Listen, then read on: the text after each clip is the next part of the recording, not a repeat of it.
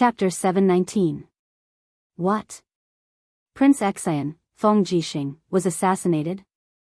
In the central tent, Xiangyu slammed the table and stood up, bellowing fiercely, "Nonsense! How is Prince Xian now? Prince Xian is fine. He's pacifying the commoners in the city and will come over in a while." General of the South Zhao Haishan's countenance was ashen. He knew what this assassination meant. "Have you found out who did it?" Xiangyu asked with narrowed eyes. "We found out. It's someone instructed by Princess Wei's retainer, Tang Xian. They used a few magic crystal cannons to explode Xiangyang City's north gate, killing and injuring over 4,000 innocent commoners." "Where's Tang Xian?" "He's already been killed by Prince Xian." "How muddle-headed." Xiangyu clenched his fists, his entire body trembling as he said, "What on earth is Tang Wei thinking? Is she really that reckless? She even dares to assassinate Feng Jixing. Is there anything she doesn't dare to do?" Zhao Haishan frowned and said, "Duke Yu, this matter definitely won't end peacefully. From what I see, the people Feng Jixing brought with him have all been killed, leaving him alone. If Feng Jixing were to come here to denounce us, we can only hand over Princess Wei. However, Princess Wei is Duke Yu's wife. I think we might as well beat her at her own game." With that, Zhao Haishan made a slashing gesture. His meaning was clear. "No." Xiangyu seemed to have lost all his strength. He sat down on the chair weakly and said, "Tang Wei wants to force me to fall out with Feng Jixing, forcing me to take revenge for the Tang clan. But I can't do that. I, Xiangyu, am a hero who has done my best for the empire and the people of the world. How can I do such a disloyal thing? If I kill Feng Jixing, Lin Muyu will definitely lead her troops to the south. Who will be able to stop Lin Muyu's 500,000-man army? Even if I kill Feng Jixing and defeat Lin Muyu, how will I face Her Highness Qin Yin when she returns one day?" Zhao Haishan was stunned. "Do you still think that Her Highness Qin Yin can be resurrected in the Shattered Cauldron continent?" "Why not?" Xiangyu was unafraid, and he said, "Her Highness Yin possesses the divine personality of an over-god and is protected by the heavens and the earth. She will definitely be able to overcome all the difficulties and come back to life. Lin Muyu and Feng Jixing firmly believe this, and Xiangyu firmly believe this as well. Then, if Feng Jixing comes to denounce us, what should we do?" "Nothing much. Bring 500 soldiers to the Southern Duke residence and invite Princess Wei over." This. Zhao Haishan pondered for a moment, then cupped his fists and said, "Yes, Duke Yu." The sound of training resounded in the camp. Numerous cavalrymen galloped forward and forth, practicing the tactics to deal with demons. Although the valiant dragon camp had won the battle in Tongtian province and the Ming Shan Corps of Xiangyang City probably wouldn't have a chance to encounter demons again, they still practiced this tactic, hoping to have another chance to fight demons again one day. Although the valiant dragon camp had won the battle in Tongtian province and the Ming Shan Corps of Xiangyang City probably wouldn't have a chance to encounter demons again, they still practiced this tactic, hoping to fight demons again one day. Below the Yuan Gate, there were messy horse hoofprints. It was muddy after the rain. Pa, a pair of pure black battle boots, stepped into the muddy water. A large part of the golden cloak behind Feng Jixing had been blasted away by the magic crystal cannons, and there were many gray marks on his face. He appeared to be in a very sorry state. When he stepped into the Yuan Gate, a group of captaincy from the Ming Shan Corps came up to him and went down on one knee. "Greetings, Prince Xian. Rise. Where's the Southern Duke?" "The Southern Duke is waiting for Your Highness in the camp. He sent us to receive you." "Is that so?" Feng Jixing's eyes narrowed, and he said with strong killing intent, "Lead the way." "Yes." The group quickly entered the central tent. They saw Xiangyu taking off his military uniform and carefully removing the star insignia on his collar. He was only wearing a set of white clothes and appeared calm. "Southern Duke, what's the meaning of this?" Feng Jixing asked with a frown. Xiangyu turned and cupped his fists. "I, Xiangyu, have not been able to control my wife well, causing the people of Xiangyang City to be implicated for no reason. Prince Xian almost died as well. Xiangyu knows that he has committed a grave sin and is willing to be stripped of his military rank. I only wish to be a lowly soldier and continue to serve the empire.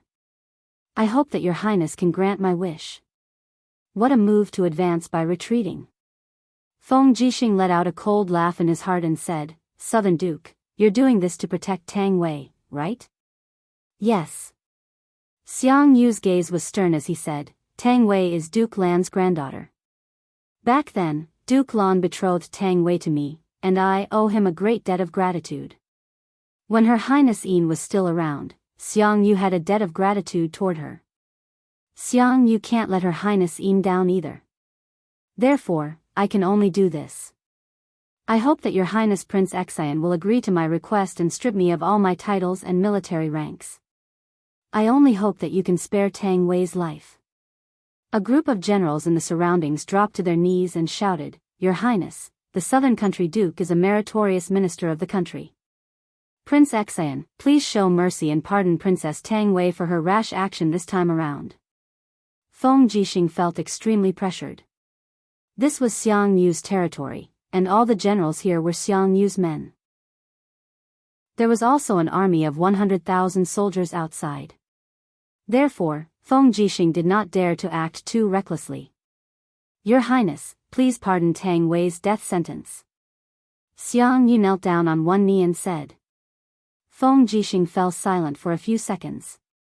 Then he suddenly raised his palm gently, and a stream of wind element law's divine power supported Xiang Yu's arms. Xiang Yu gritted his teeth and also circulated his divine powers to contend against Feng Jixing's powers. Two waves of domain powers clashed in the air, and in the blink of an eye, Xiang Yu's forehead was already covered in sweat. On the contrary, Feng Jixing appeared to be more relaxed. His forged immortal character kept on absorbing the spiritual powers in the world to replenish his depleted divine powers. With such domains contending against each other, Feng Jixing was naturally at an advantage. Xiang Yu felt a chill in his heart. This time around, he was certain that Feng Jixing's cultivation had surpassed his in all aspects. Even if he were to rebel and take action here, he might not be able to kill Feng Jixing. On the contrary, he would end up as a disloyal minister. Once Feng Jixing returned to Sunset City and raised an army of 300,000, it would be his end. Thinking up to there, Xiang Yu slowly stood up with Feng Jixing's power, and his face was filled with guilt. Feng Jixing couldn't help but secretly find it funny. He said, this isn't Duke Nan's crime, so naturally, no one will punish Duke Nan for his crimes. However, Tang Wei's attempt to assassinate this prince is a serious matter, and she must be punished. From today onwards, Tang Wei will be stripped of her title as a princess, and she will be placed under house arrest in the Duke Nan residence. She will not be allowed to interact with anyone, and she will not be allowed to participate in any political or military affairs for the rest of her life. Violators will be executed immediately. In addition, take out 5 million Jinin coins from Xiangyang City's treasury to compensate the families of those who died. Xiang Yu hurriedly knelt down again. Thank you, Your Highness, for your pardon. At the back, Tang Wei's face was ferocious. She pointed at Feng Jixing and scolded, Feng Jixing, you are a dog of the Qin family, and a dog that bites. Just you wait, there will be a day when you will get your retribution. I curse you to die under the sword. Impudent. Feng Jixing raised his palm abruptly, and dimensional powers pierced through space, landing a loud slap on Tang Wei's face. Immediately, 5 lines of guidance appeared very clearly. Feng Jixing's countenance turned cold as he said, Tang Wei, you've done disobedient things time and time again. It's one thing that Her Highness Yin tolerated you when she was still alive, but now that you've failed to assassinate me, you're still spouting nonsense. How could Duke Lan have such a foolish descendant? If you're not a pig, then watch how Princess she will be revered by the people of the world. As for you, you'll only be reviled by the people of the world. Don't be impudent anymore, or else you'll have to bear the consequences. Xiang Yu was so frightened that he broke out in cold sweat. Feng Jixing had acted too quickly, and he didn't even understand how his attack could land on Tang Wei's face from 10 meters away. Right now, Feng Jixing's cultivation was too terrifying. Your Highness, please calm down. I'll take care of my wife. Xiang Yu's countenance turned cold. Men, send Tang Wei into a room in the manor and lock the door tightly. Without my permission, no one is to let her out. Yes. 2 guards went up and held Tang Wei's arms. When she wanted to continue cursing, they used a piece of cotton cloth to cover her mouth. Xiang Yu could not help but take in a deep breath. If he had a choice, he would probably never be willing to face this arrogant and foolish woman, Tang Wei, in this lifetime. Feng Jixing threw a glance at Xiang Yu and said, Southern Duke, it's really hard on you. Xiang Yu was at a loss, not knowing what Feng Jixing's words meant. Let's go. Feng Jixing turned, pressed his hand on the hilt of the Crimson Phoenix saber, and said, accompany me for a walk in the military camp. I want to see if the Mingshan army's battle prowess has improved or not. Yes, Your Highness. Men, prepare a horse for Your Highness. In the empire's northern border, Yunzhong province had a vast territory, and it was the largest province in the entire Great Qin Empire. At the same time, it was also one of the most prosperous provinces. Its commercial prosperity was second only to the Northern Ridge province, where the imperial capital, Lanyan City, was located. At the same time, its military strength was not inferior to the imperial capital. After the reconstruction of the Iron Blade Army, it had a scale of nearly 200,000 soldiers, under the personal command of Northern Duke Luo Xian. In Miyu City, the winter snow from a few days ago had not yet melted, but the sky was filled with heavy snowflakes. Just as the warlocks had said, it had been a cold spring for the past few years. Perhaps the entire spring would be spent in heavy snow. In the Duke's mansion, Luo Xian walked to the courtyard with an iron spear in his hand, letting the snow fall on him. He raised his face, enjoying the falling snow, closed his eyes, and said, How's the war in the north? Next to him, a general with 2 stars on his shoulders cupped his fists and said, Duke of North, the northern desert has only sent a small force this time, no more than 3,000 people. They are only here to harass the villages and counties in the northern region. I have already sent 10,000 soldiers with heavy shields to defend against the northern desert archers with heavy shields and long spears. If the northern desert is not eliminated, it will always be a big problem for us. Luo Xian said lightly. I understand. But it is snowing now, and it is difficult to transport food. If we send cavalry, I am afraid the fodder for the horses will be a big problem. Besides what? Luo Xian looked back at him. Besides, the tribes in the northern desert are connected to the 8 wilderness plain in the northeast. The southern Nan family of the demons is stationed there. They have 100,000 cavalry. Once the southern Nan family gets involved, I am afraid we will suffer a great loss. Got it. Luo Xian's eyes lit up, and he said, Pass down my order. Hold the northern line of defense. Don't take the initiative to attack. As long as we hold the line, the northern desert and the demons can't do anything to us. Yes, Duke of the North is wise. I will do it now. Chapter 720. Pa, in Tong Tian City, the sound of birds flapping their wings reverberated in the air. Wei Chou, who was sitting on the railing of the pavilion, was surrounded by strands of ghostly power as his eyelashes fluttered up and down. He only opened his eyes when this power was completely transferred into his qi, only to see a messenger bird hopping on the grass beside him with a letter tube tied to its leg. It was Yu Yu's letter. Gently opening his hand, the messenger bird spread its wings and flew to Wei Chou's palm. Taking out the letter from the tube and looking at it carefully, Wei Chou's face could not help but turn livid. What is it? Whose letter is it? Not far away, Situ Sen, who was drinking wine, asked. It's the commander's. Wei Chou was still used to treating Lin Muyu as the commander of the Longdan army camp, even though in fact he was the rightful commander of the brave dragon army. Oh? Situ Sen asked, what did His Highness say? See for yourself. Situsen took the letter and just glanced at it before turning pale with fright. This. His Highness is not coming back and only ordered us to launch an attack? Yes. Wei Cho said lightly. He ordered the 200,000 troops of the brave dragon army to launch a large-scale attack and use the magic crystal cannons to break the demon race's sky canopy and attack the Tong Tian Gorge step by step, clearing the demon race from the Tong Tian Gorge. At this time, Fengxi walked over with his helmet under his armpit. He seemed to have heard the conversation between the two and said, His Highness must have other important things to do. But Wei Cho hesitated for a moment. Fengxi smiled. This subordinate can somewhat understand your Highness's decision.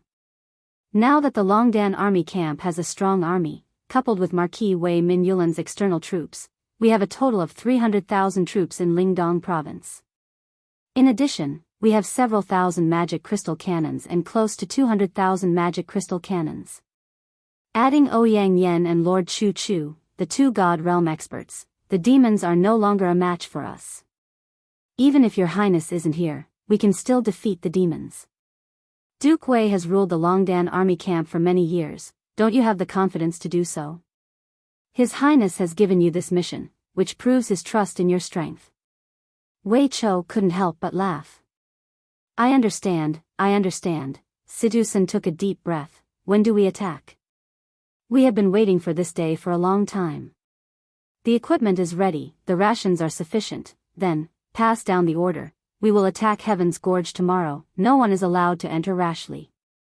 After entering Heaven's Gorge, build a camp every 10 miles, until the entire Heaven's Gorge becomes our camp. Yes, this subordinate understands. A heavy snow fell on the eastern border of Lingdong province. The sky was filled with goose feather-like snowflakes. On the eastern coast, the sound of the tide was endless. The sound of the wind was like a million marching troops. The snow on the beach had accumulated to a thickness of nearly 20 centimeters, and there were 2 lines of footprints on the snow. At the edge of the sea, a young man and a young woman were looking at the East Sea in the distance, feeling extremely carefree and heroic. Mu, you didn't bring me here just to look at the sea, did you? Tang Xiaoxi raised her hand to tighten the collar of her robe, and said with a smile, In my impression, you're not a very romantic person, especially towards me. Lin Muyu couldn't help but smile, and held Tang Xiaoxi's hand, saying, Don't worry, from now on, I will treat you the same way I treat Xiao Yin. The knot in my heart has been untied. I won't restrain myself like that anymore. Really? Of course, but this time, I really didn't come to the eastern coast to take you out for a walk. Then why? Tang Xiaoxi narrowed her beautiful crescent moon-like eyes and asked with a smile. Little Shi, do you feel anything? It's right here. Feel? Tang Xiaoxi was confused. No, I just feel cold. It's not cold. When you breathe the air here, do you feel different from before? No. Tang Xiaoxi pouted. What's wrong with you? I don't know either. Lin Muyu frowned and said, You just feel that there's something different in the air? What is it? I can't explain it clearly. These days, I've been feeling that there's something in the east fusing into the air, like... He pondered for a long time, and said, like an invisible element has entered our world, so I always feel a vague uneasiness in my heart, feeling that there must be something in the east. The East Sea is a forbidden area. No one has been able to go there for tens of thousands of years. You're not thinking of challenging it, are you? Yes, I really want to go and have a look. Lin Muyu widened her eyes and looked at the endless East Sea, saying, I'm now one of the 3 kings of the empire. I must protect this land until Xiao Yin comes back. I feel a faint threat from the east. If I don't go and have a look, I won't be able to sleep well. But... Tang Xiaoxi pursed her red lips. I've just found you, and we haven't even had a few good days together, but you want to bring me to court death. Humph, I feel so wronged. It's fine, you stay here and wait for me. I'll be back soon. I'll definitely be back in a day and night. No, I want to go with you. I'm worried about you going alone. All right. Lin Muyu nodded. Then, when do we leave? Let's go now. Okay. 2 rays of light shot into the sky, flying close to the sea surface towards the distant sea. instantly reaching supersonic speed. Not long after, the sky was filled with dense clouds, lightning flashing. It was the storm domain, also the forbidden area of the East Sea. Fly there directly. Lin Muyu smiled, her body wrapped in dense supreme divine power, and like two sharp arrows, she shot through the entire storm domain with Tang Xiaoxi, directly arriving at the other side of the storm domain. Further ahead, it was still a boundless sea. Occasionally, a few small islands appeared, but there were no inhabitants on them. Just like that, after flying for half a day, it was still the sea in front of them. Immediately, Tang Xiaoxi felt a little uneasy. There's not even a place to rest. Mu, are we still going to continue flying forward? Once we run out of energy, we'll drown, or be eaten by the sharks in the deep sea. Lin Muyu frowned. The faintly discernible power in her spirit sense also seemed to be a little blurry. Could it be an illusion? Was it really just a boundless sea in the east, and there was nothing else at all? At this moment, Tang Xiaoxi suddenly pointed to the south. Look, there's something over there. On the surface of the sea, there were a few small black figures. Lin Muyu hurriedly turned around and flew over. As she got closer, she realized that it was a few warships, and the flag on the bow was very familiar. It was actually the flag of the Yihe nation. Could it be Long Qianlin and Ding Shi's men? Without another word, Lin Muyu flew straight over and landed on the deck with a bang. Who's there? A group of Yihe nation soldiers on the warships pulled out their weapons and pointed them straight at Lin Muyu. Among them, those with slightly sharper eyes already recognized them. My God, it seems to be the Empire's Qin Emperor, Lin Muyu, and the Fuguo Princess, Tang Xiaoxi. Lin Muyu walked leisurely on the deck and said, "Call your highest officer over to speak." A man with the insignia of a chiliarch on his shoulder walked over and said, "I am Yihe Nation's chiliarch, Zhang Wanchang. Greetings to the Qin Emperor, Lin Muyu, and Princess Tang Xiaoxi." "Zhang Wanchang, where are you going?" Lin Muyu asked. Zhang Wanchang said respectfully, "Reporting to your highness, under the Dragon Commander's orders, we are heading to the outer regions of the East Sea in search of a new world." A new world? Yes, we are only 3 scout warships in charge of exploring a new territory. Zhang Wanchang looked very cautious as he said, Yihe Nation is already declining. The food on the dragon-shaped island can't feed so many people, so we can only look for a new place to live. I hope that your highness can let us go. I thank you for sparing my life. How can you be sure that there is a new land on the sea? Tang Xiaoxi asked. We are not sure. Zhang Wanchang shook his head and said bitterly, this is the 7th day of our voyage. If the wind is with us, we can still sail. Otherwise, we can only rely on the sailors to row. However, this is our mission. If we can't find a new land, we can only die on the sea. The food on the ship can last for another 40 days. After 40 days, we will probably die. Lin Muyu smiled faintly and patted Zhang Wanchang's shoulder, then I wish you good luck.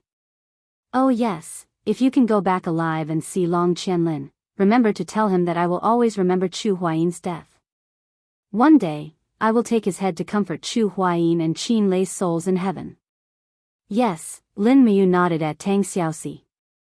The two of them stepped on the ground and flew up, disappearing from everyone's sight in the blink of an eye.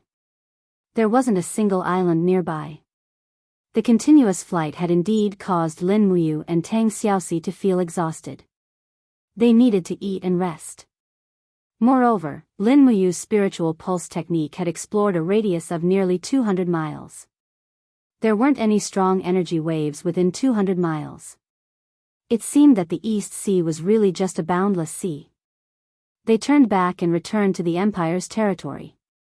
3 days later, the 3 warships from Yihe Nation were still slowly sailing in the sea. Zhang Wanchang's hand was on the hilt of his sword. He held onto the railing and looked into the distance. His face was indescribably lonely. Perhaps, he was really going to die in this boundless sea? However, as the 3 warships were sailing slowly, everyone didn't notice a figure in the sky looking at them from afar. Zhang Wanchang's cultivation was higher, so he was the first to feel that something was wrong. He quickly raised his head and a sharp light appeared in his eyes. Who is it? Swoosh!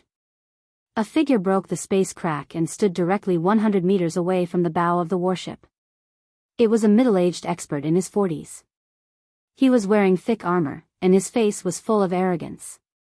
His eyes were as sharp as swords, which made people shudder. He said, "Those who trespass into the sea of the Tianji Empire will be killed without mercy." "Who are you?" Zhang Wanchang said angrily. "The dead don't need to know so much." The newcomer laughed. "Shield wall, bows and arrows." Zhang Wanchang ordered hurriedly. Dozens of soldiers from Yihan Nation quickly formed a shield wall. However, the unfamiliar expert in the distance suddenly raised his arm. Divine power was enshrouded in his palm, and he suddenly struck with his palm. Bang!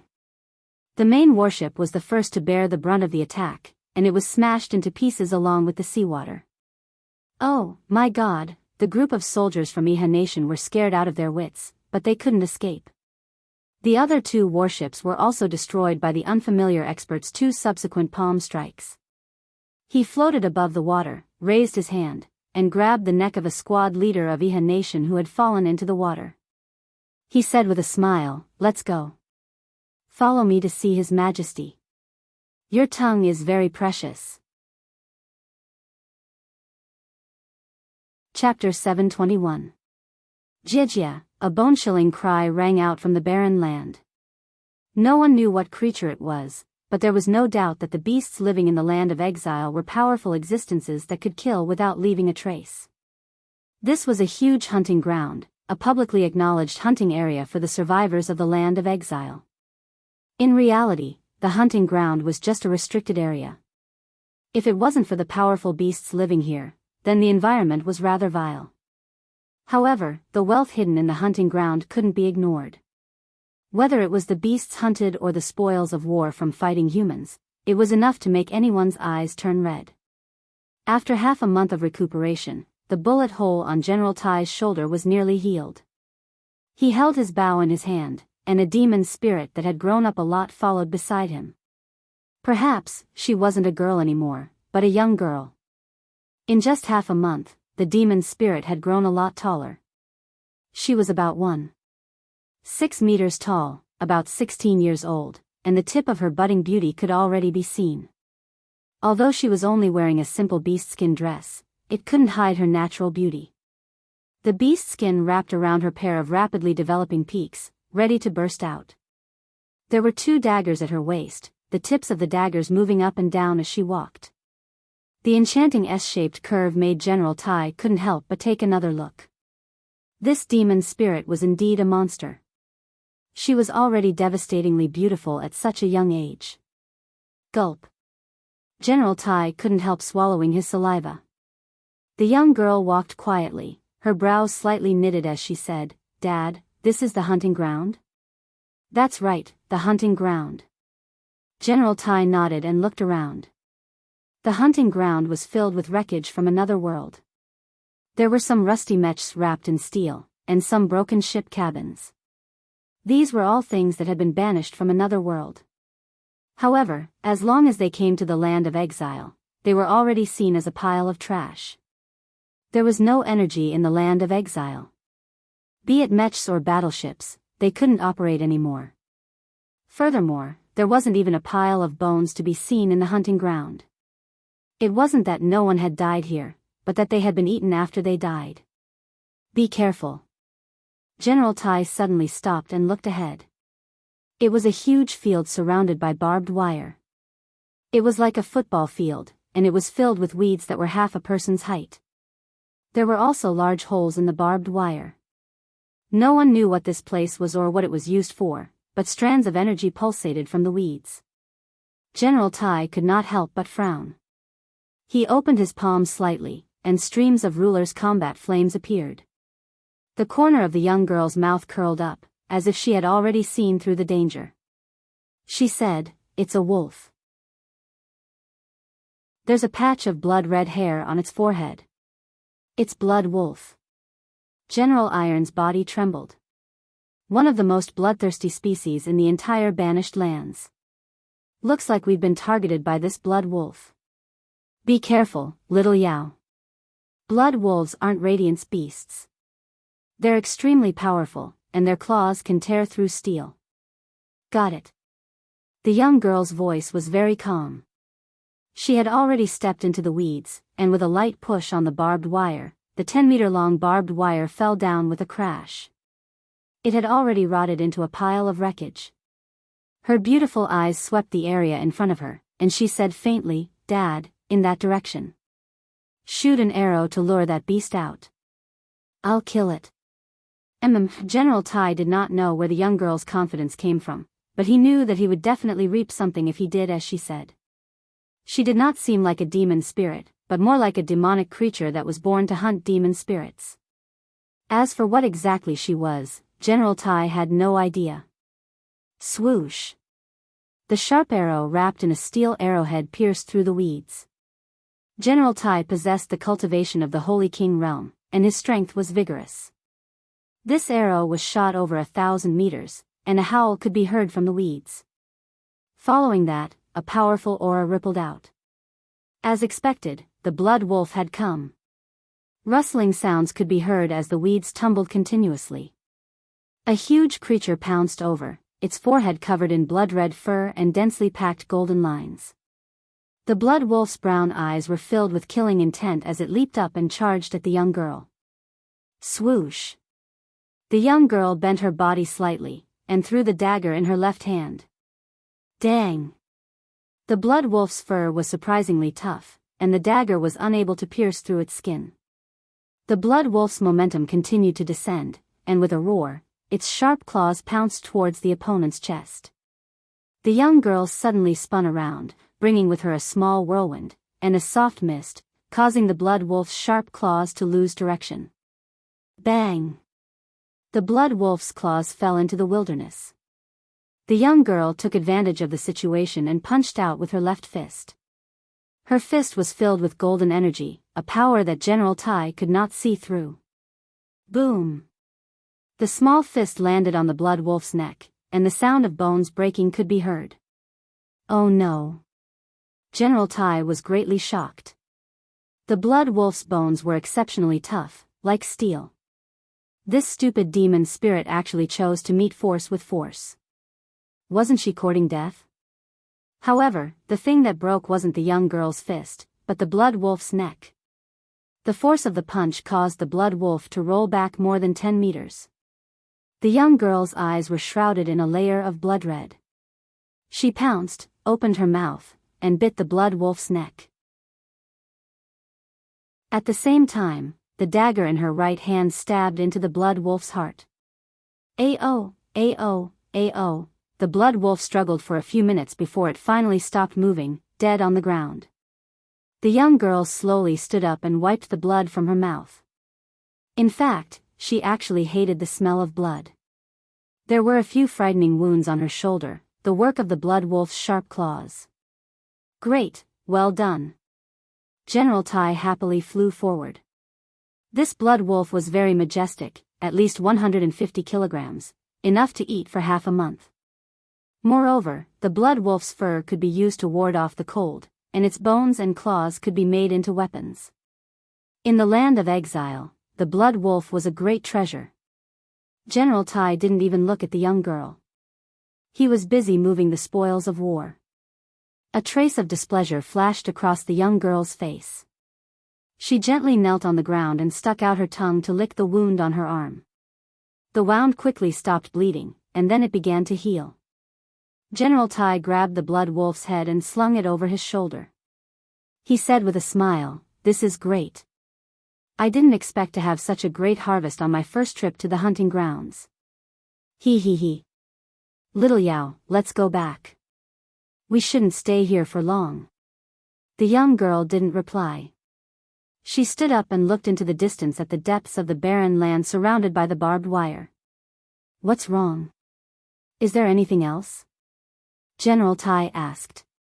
The young girl didn't say anything. She only nodded slightly. Could there be a big deal? General Tai was overjoyed. He quickly buried the blood wolf's corpse in the bushes and pulled out a shining sword from his waist. He said, "Let's go.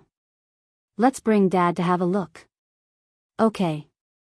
In the depths of the barbed wire, a dilapidated house sat there. Perhaps it wasn't really a house, but a huge shipping container. There were many holes on the outside of the container, and when the cold wind blew, it let out a ghostly howl. The metal door was ajar, and it was pitch black inside. Nothing could be seen clearly. "What's wrong? Is there anything inside?" General Tai asked. The girl furrowed her brows, but didn't say anything. She quickly sniffed the air with her delicate nose, and a strange smell filled her nose. It was the smell of wine. No one would have thought that there would be wine in the banished lands, and it was a very fragrant wine. Go in and take a look," General Tai said in a commanding tone. The young girl didn't retort. She reached out to push open the rusty metal door. Swoosh! The sound of wind came. It was a military saber. The young girl hurriedly retracted her hand, but it was too late. The saber was too fast, and it left a shallow wound on her wrist. As her strength increased, she was no longer injured by ordinary attacks. In fact, the wound didn't even bleed. However, this wasn't the only attack. Suddenly, bolts shot out from the pitch-black house. The young girl's reaction was extremely fast. She quickly bent down and rolled on the ground. The bolts flew past her head and into the bushes, kicking up mud. That was close. Bam! The door suddenly collapsed, and a short figure jumped out of the container. It was a dwarf, a human less than a meter tall. He held a shiny steel saber in his hand. It was very eye-catching. The dwarf ran very quickly. As he ran, he cursed, "Darn girl, you actually entered my domain. Just you wait. I'll kill you one day." But the dwarf only took a few steps before he suddenly couldn't move. His body was controlled by a kind of domain power. Looking up, he saw a strong man descending from the sky, waving flames in his palm. The man sneered and said, "Short winter melon, you actually dare to hurt my daughter. Are you courting death?" You. Before the dwarf could say anything, his head suddenly flew off. General Tai's sword could split mountains, and the dwarf's cultivation was extremely low. How could he be General Tai's match? "Little witch, are you all right?" General Tai asked. The young girl got up from the ground and shook her head. Go in and see what's inside." The young girl stepped in and found that there were a few crossbows that had run out of arrows facing her. A ray of light shone in from the hole in the container, illuminating everything inside. The container was like a treasure trove in the ruins. It was filled with fine wine, and there were also rows of medicine and weapons. The dwarf had probably relied on these to survive in the hunting grounds. Otherwise, with his strength, he would have been killed long ago. On the weapons rack, a short saber that glowed faintly and had words that the young girl didn't recognize engraved on it attracted her attention. The dwarf's weapons were not ordinary sharp. The young girl immediately fell in love with it. She grabbed the short saber and hung it at her waist. At that moment, General Tai walked into the container and quickly sniffed. He couldn't help but laugh out loud. "Great, this is heaven. There's wine. My God, there's actually tequila. There's even canned food. Ha ha ha. This dwarf really knows how to enjoy himself." Chapter 722. General Tai almost danced with joy. Canned food had a very long shelf life and could be stored for a very long time, and these wines were supreme treasures. Coupled with the weapons, medicines, and so on, it was like he had discovered a paradise. Unfortunately, this was a hunting ground, and there would be other hunters coming to visit. General Tai didn't feel that his Saint King realm cultivation was enough to protect these treasures, so he decided to take them back to his residence. Just like that, after 3 trips, most of the treasures were finally sent back to the cave he lived in before nightfall. After piling up a large amount of resources, the cave seemed much more crowded. General Tai found some salt and spices from the treasures, chopping off one of the blood wolf's legs and starting to cook delicious meat soup. Meanwhile, the girl continued to sit quietly on the meadow, staring at the wound on her wrist in a daze. After a long time, the fragrance of the meat soup grew stronger. "Hey, little witch." General Tai suddenly looked at her and asked, "Do you drink?" The girl shook her head slowly. "You don't drink?" General Tai frowned and said, "Every night in the banished lands is extremely cold. It's impossible not to drink. This fine wine is good stuff. Not only can it ward off the cold, but it can also make a person drunk, making them forget all their worries. Come, have some with your father." The girl shook her head. "I don't drink." "What did you say?" General Tai raised his eyebrows. "You dare to disobey even your father's words?" "I don't drink." The girl's voice was very calm, but it was unquestionable. She sat there quietly and didn't say another word. Tui, what a freak. I'm afraid she doesn't understand human language. General Tai was in a good mood, so he didn't argue with her. He filled a bowl with meat and threw it to the demon, then grabbed the wolf's leg bone and took big bites of the juicy meat. He chewed, then opened a bottle of wine and gulped it down. After taking a big gulp, he shouted, "This is great. Ha ha ha ha. Great."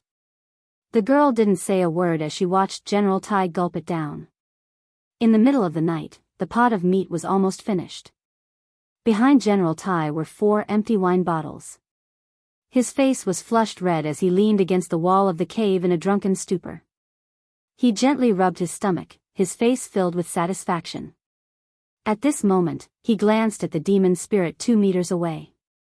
Once again, he realized that this demon spirit was simply a heaven-sent beauty. Under the dim light of the bonfire, the demon spirit's exquisite face was beautiful beyond compare. Her pair of beautiful eyes were as clear as crystal. She quietly sat there with the corner of her mouth slightly raised, making her appear extremely charming. Her pure face and flirtatious figure fused together with the darkness of the night, making people unable to resist falling into a daze. "Little Yao, come to Daddy," General Tai ordered as he leaned against the wall. The girl didn't say anything and just sat quietly on the meadow. "Humph." General Tai stood up. Although he was drunk, his steps were extremely steady. He approached in a few steps and grabbed the demon spirit's wrist. His eyes flickered with a sharp light as he said, "What's wrong? Are you trying to rebel? Don't forget, if I hadn't saved you, you would have been snatched away by a hungry wolf." The demon spirit raised her head and looked at him in silence. Perhaps, the demon spirit didn't know what was about to happen. General Tai looked down and saw the beast skin covering the demon spirit's chest slightly open, revealing a captivating redness. This caused his desire to surge even more. He quickly grabbed the demon spirit's other hand as his eyes flickered with desire. The banished land is a silent domain. The heavens must have pitied me and bestowed you to me. Since you become my daughter, then you should let Daddy enjoy your body. Otherwise, how are we going to get through the long night? Don't resist, don't force my hand. The demon spirit calmly looked at him and said, "Daddy, are you hurting me?" "What did you say?" General Tai asked impatiently. The demon spirit's gaze was calm. "Daddy said that you'll kill everyone who hurts me. And now, you're hurting me. What nonsense are you talking about?" General Tai grinned. "I'm helping you understand the joys of being a woman. After tonight, you'll naturally understand everything. You'll realize that you'll never be able to leave Daddy again. Let go." The demon spirit's voice was very calm, but it sounded like a command. "Stop struggling, it's useless." General Tai's mind was in a mess. He moved his stubbly mouth towards the girl's neck, but before he could get within 10 centimeters, he suddenly felt a sharp pain in his abdomen. It was the girl kicking him with all her might. Arg! General Tai retreated a few steps in pain, almost unable to straighten his back. His face was covered in beads of sweat. He suddenly pulled out the long sword at his waist and said angrily, "Little whore, I can save you, but I can also kill you. Whoosh! The sword turned into a streak of light, stabbing towards the girl's chest. However, after a clang, the sword only pierced into the rock wall. The young girl had latched onto General Tai's right arm like a phantom. Her snow-white legs abruptly stomped on the rock wall, and General Tai's arm pulled out the steel sword. "What are you trying to do?" General Tai's face paled involuntarily. With a crack, the girl's palm swept out, snapping General Tai's wrist. His entire wrist was deformed, but his hand was still holding onto the long sword. She pressed the long sword against his chest at a strange angle and slowly pushed it in, causing blood to flow out. The girl gripped General Tai's sword-wielding hand tightly and said softly, "Daddy said that he'll kill everyone who bullies me." General Tai could not move at all. He was a Holy King realm expert, but under the girl's control, he was unable to retaliate at all. Just like that, he pierced his own heart with his own sword. Clang! The blade pierced through General Tai's body and nailed him into the rock wall. Just like that, he was nailed to the wall. The girl bent down and grabbed the wild grass around the meadow to wipe the blood off her palm. She looked at General Tai's corpse with a seductive and beautiful smile. "Daddy, I'll live on well in the land of exile. I won't be bullied by anyone. Go in peace." Swoosh! He spat out a purple flame from his palm, and in the blink of an eye, the flames engulfed General Tai's corpse, reducing it to a pile of ash. Even the steel sword, which was not of a low grade, was melted. What a high-temperature flame! A blood moon hung high in the sky, causing the entire land of exile to become even more violent. Russell, the barefooted girl, walked out of the cave, stepping on the sand and stones. She looked at the blood moon and stars in the sky and could not help but sigh. "Who am I? What am I?" Roar! The roar of a wild beast came from afar. The girl grasped the hilt of the sword at her waist. With a slight force from her palm, a blood-red flame enshrouded the sword. In the blink of an eye, the steel sword made by the dwarves was burned red. But strangely, the steel sword did not show any signs of melting. Instead, it made a clanging sound. Boom, boom, boom. The sound of cannon fire rang out continuously in the northern region of the Tongtian province. Purplish-red mushroom clouds rose into the sky, causing the huge blue canopy to buzz. After more than 10 consecutive cannon attacks, the canopy finally ran out of energy and collapsed. The energy barrier that had separated humans and demons for tens of thousands of years had finally disappeared under the iron hooves of war. The bombardment of the magic crystal cannons brought with it streams of sharp air currents, causing the imperial war flag in the Longdan army camp to flutter.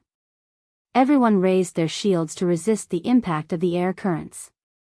Wei Chou rode on his warhorse and formed an astral wall in front of him. He narrowed his eyes and said, "The canopy is gone. An era is coming to an end." Situ-san gripped his sword.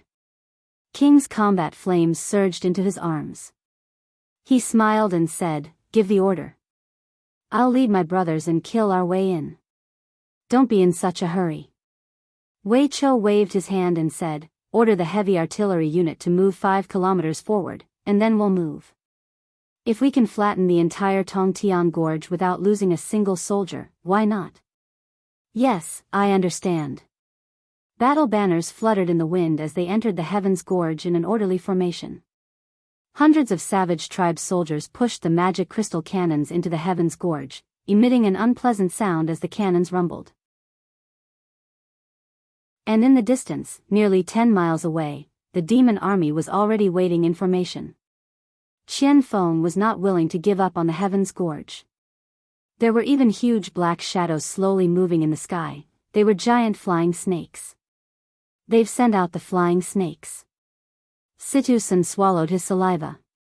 Wei Chou nodded and waved his hand, saying, "Heavy artillery battalion, dispatch the gooseneck cannons to defend against the enemy. The giant flying snakes must be killed 2 kilometers away." "Yes." Small magic crystal cannons were pushed out one after another. They weighed less than a third of the magic crystal cannons. Moreover, the cannons were extremely long, rising into the sky like a goose's neck. These were magic crystal cannons modified by Qin Ziling. They were specially designed for the giant flying snakes and had a firing range of 3 kilometers. Moreover, their accuracy was much better than ordinary magic crystal cannons. Lin Muyu would never fight a battle she was not confident of winning. If she did not know all this, she would not have mobilized her troops so easily. At this time, the dragon-shaped island was also busy. Warships gathered at the port, and the neighing of warhorses could be heard from the land. Densely packed soldiers carried armor, weapons, and other strategic resources to the ships. Smoke rose from the open ground in the depths of the island, and anyone could tell that a great battle was imminent. In the Iha country's palace, Qin Yi's face was pale. He held the handle of the king's blade and said, "Is everything ready?" "Don't worry, Commander." Ding Shi, dressed in military attire, knelt on one knee and said, "This subordinate will soon leave the dragon-shaped island with General Long. I hope that commander will take care of himself." Qin Yi's expression was somewhat reluctant. He moved his aged feet down the steps and held Ding Shi's arms. His voice trembled as he said, "Old friend, it's been so many years. I know you hate war, but I've ordered you to participate time and time again. As long as this time, we can return to Lingnan, I won't force you to do anything you don't want." Ding Shi smiled slightly. "Commander, save these words for the future. I don't even know if I can return alive." Qin Yi, at this time, a messenger's voice came from outside the palace. "Commander, someone has sent a map. He said that he must present it to you." "What? Map?" Chapter 723. In the sky above dragon-shaped island, 2 figures stood thousands of meters high. The people on the ground couldn't see them at all, but they could see everything on dragon-shaped island. They were none other than Lin Muyu and Tang Xiaoxi, who had just returned from the East Sea. "Do you think Qin Yi will give up?" Tang Xiaoxi asked. "I don't know," Lin Muyu frowned. "First of all, Qin Yi might not believe our map. Second, Qin Yi is old. Returning to his homeland is his biggest dream. He might not be able to resist this temptation." "Xiao Shi, have you really informed Min Yulin's army?" "Yes." Tang Xiaoxi was a little worried. "Mu, I actually don't understand. Why did we tell the Iha nation about the celestial pole continent? I'm afraid only the 2 of us know about this in the entire Shattered Cauldron realm. Why did we tell the Iha nation instead of letting the empire take precautions?" Lin Muyu clenched her fists. Regardless of whether what the people on the merchant ship said is true or not, the existence of the celestial pole continent is already inevitable. The Iha nation is on dragon-shaped island, which is located in the east of Lingdong province. If the celestial pole continent really attacks, dragon-shaped island will probably be the first to bear the brunt. At that time, Long Qianlin and Ding Shi will become the first line of defense for the humans of the Shattered Cauldron realm. I don't want them to die in vain.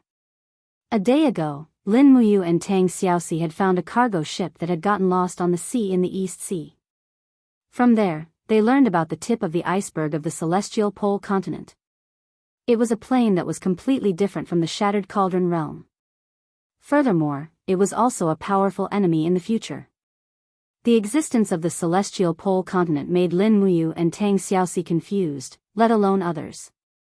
"I really hope the people on that cargo ship are lying to us," Tang Xiaoxi said softly. "The possibility isn't high," Lin Muyu said with a frown. "If that's the case, the Qin Empire will be in imminent danger." "Yeah." Lin Muyu thought for a while and said, "For now, we can only hope that the Longdan army camp can quickly eliminate the devil race and sweep away the scourge of the devil race. Then, the whole empire can work together to resist the upcoming war. If it wasn't for the fact that I had to quickly return to set up a defense, I really wanted to go to the celestial pole continent and see what that continent, which is on the same plane as us, looks like." Tang Xiaoxi remained silent. In the palace hall of the dragon-shaped island, a simple map was unfolded. Qin Yi, Long Qianlin, Marquis Sunset Manning, Ding Shi, and the others were looking at it together. How is this possible? Man Ning wriggled his chubby palm, took the wine cup from the waiter, and said, to the east of the dragon-shaped island is an endless sea. For tens of thousands of years, I've never heard of another continent. How is this possible? Qini narrowed his eyes and said, General Long, this map was sent by a mysterious person. Do you think the celestial pole continent really exists? Long Qianlin cupped his fists and said, Commander-in-Chief, let's not talk about whether this celestial pole continent really exists or not. However, the map's records are reasonable and based on evidence. It even marks the military strength of the three empires in the celestial pole continent. I think we have to guard against it. Ding Shi stretched out his palm and stroked the rough map. The figures on it were just drawn. He thought for a while and read the words on it, saying, the total area of the celestial pole continent is more than 7 times that of the Shattered Cauldron realm. It is ruled by 3 empires. Among them, the Tianji Empire is the strongest, with 800,000 elite troops. The Celestial Empire has the largest territory, occupying 40% of the continent. Its 6 major armies have a total military strength of 1.5 million. The Blackstone Empire has the smallest territory and the smallest population, but it also has 500,000 elite troops. If what is recorded on this map is true, I'm afraid that the doomsday has come for both the Iha Empire and the Qin Empire. Qin Yi said, now that our 3 armies are on standby, are we going to attack the Lincoln province or not? If we miss this opportunity to strike with Qianfeng, I'm afraid there won't be a next time. Qin Huan said, Father, don't think so much. Let's attack. This is a great opportunity for us to take revenge. The majority of the Longdan army camp's troops have already entered the Heavenly Gorge. The Lincoln province and the Lingdong province are both empty. Our 200,000 troops are enough to wipe them out. What happens after wiping them out? Ding Shi frowned and said, we and the Empire will both suffer heavy losses. At that time, if the celestial pole continent really starts a war, how are we going to contend against them? Qin Huan's face was filled with disdain. He laughed loudly and said, Commander Ding is indeed old. A groundless map is enough to stop you in your tracks. With your courage, I'm afraid it'll be very difficult for you to lead the Iha Empire's warriors back to their homeland. Long Qianlin was stunned. Qin Huan was openly provoking Ding Shi like this. How could this old general endure it? Young Highness, we need to consider this matter at length. What? Is Commander Long afraid too? Qin Huan said indifferently. Not afraid, but worried. Long Qianlin said, we've sent out so many fast ships to search for new land in the Eastern Sea region, but not a single one has returned. What does this mean? If it weren't for the powerful sea fleets in the distant sea region, I wouldn't be able to provide a reasonable explanation for this matter. Being afraid of wolves in front and tigers behind, how are you going to restore the Iha Empire? Qin Huan's expression was extremely unsightly. He was in the pro-war faction.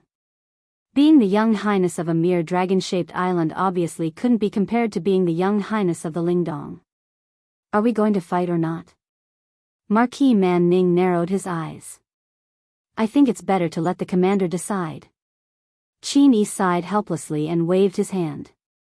Forget it. Since the 2 marshals have no intention to fight, let's just sit on the mountain and watch the tigers fight. Hopefully, Qianfeng can consume more of the empire's military power. Ding Shi and Long Qianlin glanced at each other in silence. They looked at the map in front of them with ashen faces. 3 days later. The devil race retreated step by step. More than half of the Heavenly Gorge was already under the control of the Longdan army camp. Lin Muyu left Tang Xiaoxi and Ouyang Yen to guard the Longdan army camp.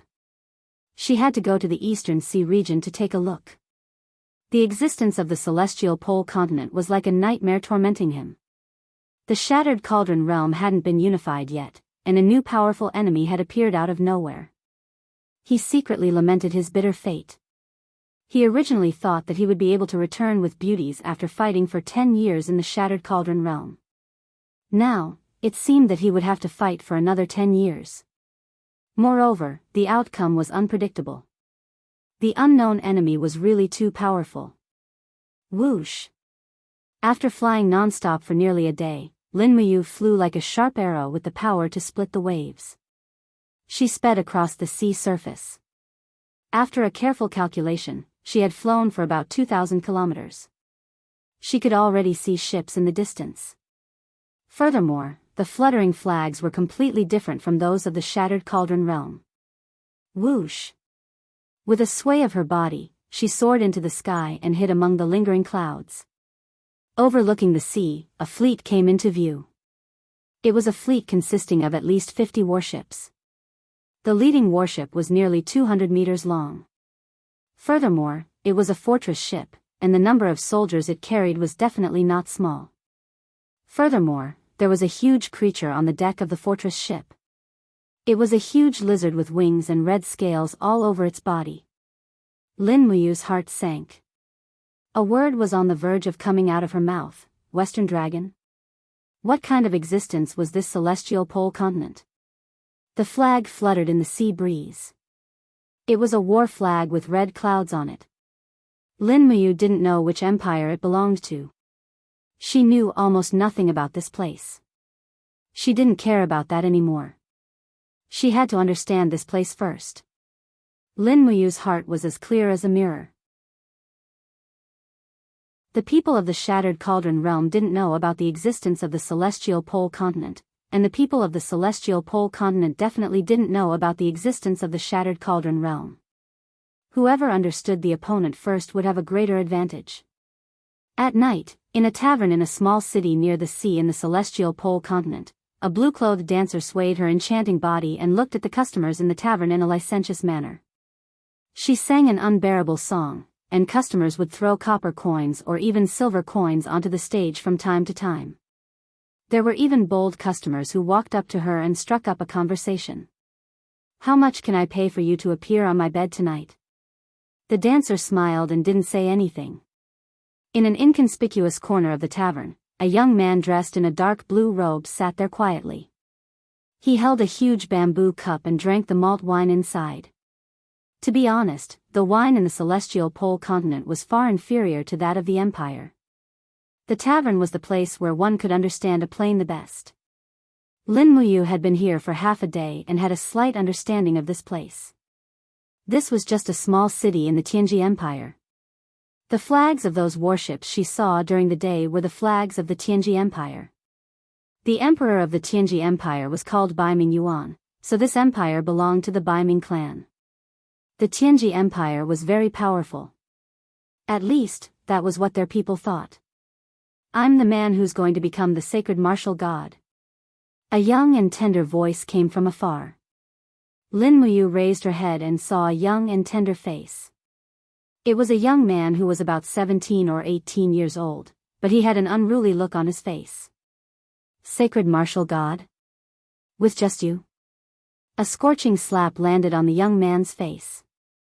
A person who looked like a mercenary stepped on the young man and pressed him down hard a few times. He said, "In the past tens of thousands of years, there have only been 5 sacred martial gods in the empire. Who do you think you are? You want to become a sacred martial god? Wipe my boots clean first, you good-for-nothing who has high expectations but low ability." Bullying was the same in every plane. Lin Muyu didn't meddle in other people's business and continued to drink. At the same time, she learned some things about the cultivation world in the Celestial Pole continent from the mercenaries' conversations. The classification of strength in the Celestial Pole continent was very clear. The strongest person was called the Sacred Martial God, who was at least at the Divine Emperor realm. There were more than 2 sacred martial gods in the whole continent, which was very terrifying. Next were the Sacred Martial Kings and Sacred Martial Venerables, who had the strength of Divine Kings and Divine Venerables. Then came the Sacred Martial Warriors. The Sacred Martial Warriors were experts with the cultivation of the sacred region. They were only legends in small towns like this. Many people had never even seen the legendary Sacred Martial Warriors. The Tianji Empire had a total of 5 Sacred Martial Gods, 11 Sacred Martial Kings, 112 Sacred Martial Venerables, and more than 2,000 sacred martial warriors. Their strength was not ordinary and terrifying. The more Lin Muyu heard, the colder she felt. Did the Shattered Cauldron realm really want to go to war with such a strong enemy? Chapter 724. Hi, brother. A slightly sharp voice sounded in her ear. When Lin Muyu turned around, she saw a young man limping over with a crutch in his hand. He was about 25 years old, wearing white linen clothes with several cloth bags hanging on his waist. His face was full of stubble. He probably didn't have time to take care of it, but the light in his eyes told everyone not to underestimate this lame young man. He sat opposite Lin Muyu and said with a smile, "Only if you buy me a drink, I can help you read your face." Face? Lin Muyu smiled faintly. "Man, give him a glass of wine." Dang! A full glass of barley wine fell in front of the cripple. He didn't rush to drink it. Instead, he took a deep breath and said, "The fragrance of malt wine is really as charming as a girl in the wilderness." As he said this, he drank a big mouthful of wine. His stubble was stained with wine, which looked very unhygienic. Lin Muyu didn't care about this. She just smiled and asked, "Now can you tell me? How is my face?" The huckster squinted his eyes and carefully looked at Lin Muyu. He said, "Brother, although you are handsome and have an extraordinary appearance, your eyebrows are dark. I am afraid that you will be in big trouble in the next few days. If you keep talking, I guarantee that you will be in big trouble now." As a god, Lin Muyu naturally didn't believe in this kind of fortune-telling. In any case, he was also a god who could listen to the prayers of the people. What fortune-telling? Mortals just believed in it. The killer flashed through Lin Muyu's palm, but the cripple was scared out of his wits. The young man in front of him was obviously not as simple as he looked. The momentum that he emitted was simply suffocating. Maybe he was a young master from the imperial capital who came to this poor place just to travel around the continent. Also, the golden light that flashed through his eyes might be a monster. "What is your name?" Lin Muyu didn't make things difficult for him. Instead, he began to ask questions. He needed someone to tell him everything about the Tianji Empire and the Celestial Pole Continent. Lu Sanpao, people call me Lu Bai. Lu Bai's entire body was trembling, and his voice was trembling as he said, "This kid can be considered somewhat famous in Clear Desolate City. Some people call me Divine Image." Lin Muyu didn't care about these things. Her expression calmed down a little, and she said with a smile, "Well, Brother Lini, I've been cultivating in the deep mountains with my family for many years, so I don't know much about the outside world. Can you tell me something about the Tianji Empire and the mainland? I'll treat you to a drink until you're satisfied." Lu Bai was taken aback. It had been a long time since someone had been so extravagant as to treat him to a drink. Moreover, looking at the appearance of this kid in front of him, he really did seem to be a rash young man who had just come out from the depths of the mountains to cultivate. In an instant, Lu Bai's expression became arrogant. He placed one leg on the bench and said arrogantly, "Since that's the case, then little brother, you should listen to your big brother's words. Buddy, give me another jar of wine. I want to drink to my heart's content." "Lu Bai, did you bring enough money?" "Don't worry, I met a benefactor today." A jar of wine was placed firmly in the center of the table. Lu Bai pulled a drumstick from the roasted chicken and gnawed on it until his mouth was greasy. He said, "Brother, since you have cultivated in the mountains for many years, you must have some skills. However, there are many hidden dragons and crouching tigers in the Celestial Pole Continent. Even if you have some skills, you must be careful. Otherwise, you may lose your life because of your rashness one day. This is my first advice to you. Be careful when you encounter problems. Remember, you can't force yourself." Lin Muyu deeply agreed and nodded, "Yes, and then?" Lu Bai wiped the grease from the corner of his mouth and continued, "If you want to talk about the Celestial Pole Continent, this continent is really big. If you run at full speed from the west to the eastern border of the continent, it would take as long as 2 months. Furthermore, there are a total of 5 powerful and invincible forces on the continent. They are divided into 3 great empires and 2 great tribes. What do you mean? The 3 empires are the Tianji Empire, the Celestial Empire, and the Blackstone Empire. They fight every year, but they have never been able to determine the winner in more than 1,000 years. More than 3,000 years ago, there was a supreme overlord who once unified the celestial pole continent, but in less than 100 years, his empire collapsed into 3 kingdoms. Among the 3 empires, our Tianji Empire is the strongest. One of the 3 sacred sects in the cultivation world, the Tianji sect, is located in our Tianji Empire. In terms of national strength, the Celestial Empire is second, and the Blackstone Empire is the worst, but we are not too inferior. Tell me about the cultivation world. What's the matter with the 3 sacred sects? Lin Muyu asked with a frown. In fact, it's very simple. It's just like a sect. The continent is divided into several levels according to the strength of the sections. The first is the sacred sect, the second is the king's sect, the third is the heavenly sect, and the fourth is the earth sect. The whole celestial pole continent is divided into 3 king's sects, which are the Tianji sect, the Tianju's sect, and the Thunderflame sect. Next are the 7 great sects, 59 heavenly sects, and more than 3,000 earth sects. Some of these sects have only a few people, while some have tens of thousands of people. It's impossible to count them in detail. It's also because these sects constantly provide excellent martial artists for the various empires that the cultivation world of the celestial pole continent can continue to prosper and even be protected by the immortal realm. Protected by the immortal realm? Lin Muyu frowned. What does that mean? Lu Bai smiled. I'm not very clear about these supernatural things, although I can see through the mysteries of heaven and know about yin and yang. Stop bragging. It's too serious. Cough, cough. Lu Bai could also see that Lin Muyu was not an ordinary person. He smiled and said, the people of the celestial pole continent have passed down legends from generation to generation. It's said that the immortal realm once sent gods down to the mortal world to teach the people of the continent how to make fire from wood and how to farm, fish, and weave. Then, they imparted martial arts to some people with aptitude, allowing humans to establish a foothold in this world filled with ferocious beasts and demonic spirits and become the rulers. Farm, fish, and weave? Lin Muyu looked at the clothes of the people around him. Most of them were wearing cloth clothes, and a small number of mercenaries were wearing coarse hemp clothes. In terms of weaving skills, the celestial pole continent was far inferior to the shattered cauldron realm. He smiled slightly and didn't say much. Lu Bai didn't see any clues and continued to speak eloquently. Next, let's talk about our Tianji Empire. The Tianji Empire ranks second in terms of territory, but in terms of population, prosperity of commerce, and strength of military force, it is deservedly number 1.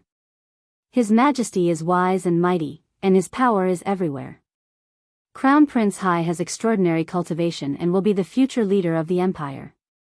Together with the invincible commander, Bai Minghuan, it's enough for the Tianji Empire to stand tall in the northwest of the continent and be called an overlord. By the way, you just said that there are demonic spirits in the celestial pole continent. What's going on? You actually don't know about demonic spirits? Lu Bai turned pale with fright and said, I really don't know what your master taught you. If a cultivator doesn't hunt demonic spirits, how can he prove his strength? What exactly is a demonic spirit? Lin Muyu asked a little awkwardly. Lu Bai stroked his beard and said, the essence of a demonic spirit is a kind of monster. A demonic spirit with high cultivation can change into a human form and take human lives. There are many demonic spirits in the celestial pole continent, and they are also the targets of various forces. However, demonic spirits are too strong, and many times, the cultivators are hunted down instead. In short, when you meet a demonic spirit, you must be careful. As he spoke, Lu Bai's eyes shone brightly and he said, demonic spirits are divided into 10 grades, from the lowest grade of 10th to the strongest grade of 1st grade. The first grade is called the Demon Emperor, the second grade is called the Demon King, and the third grade is called the Demon Venerable. Little brother, if you meet one of the first 3 grades of demonic spirit, no matter how profound your cultivation is, listen to me and run for your life. If you're lucky, you can marry a wife and have children. Otherwise, I'm afraid you'll die without a burial place. Why will I die without a burial place? Lu Bai smiled. It's very simple. Low-grade demonic spirits like to devour human flesh and blood, completely devouring the human. High-grade demonic spirits are even more cruel. They know how to refine and absorb the essence from the human body. In the end, you will be turned into ashes. It is said that the souls of those who are eaten by the demon emperor and demon king will be eaten as well.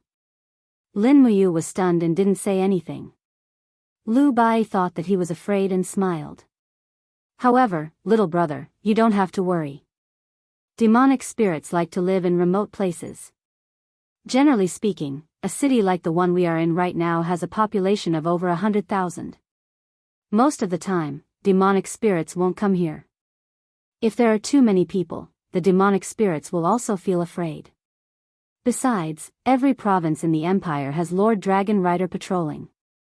If a demonic spirit appears in a city with a population of over 100,000, it will be hunted down.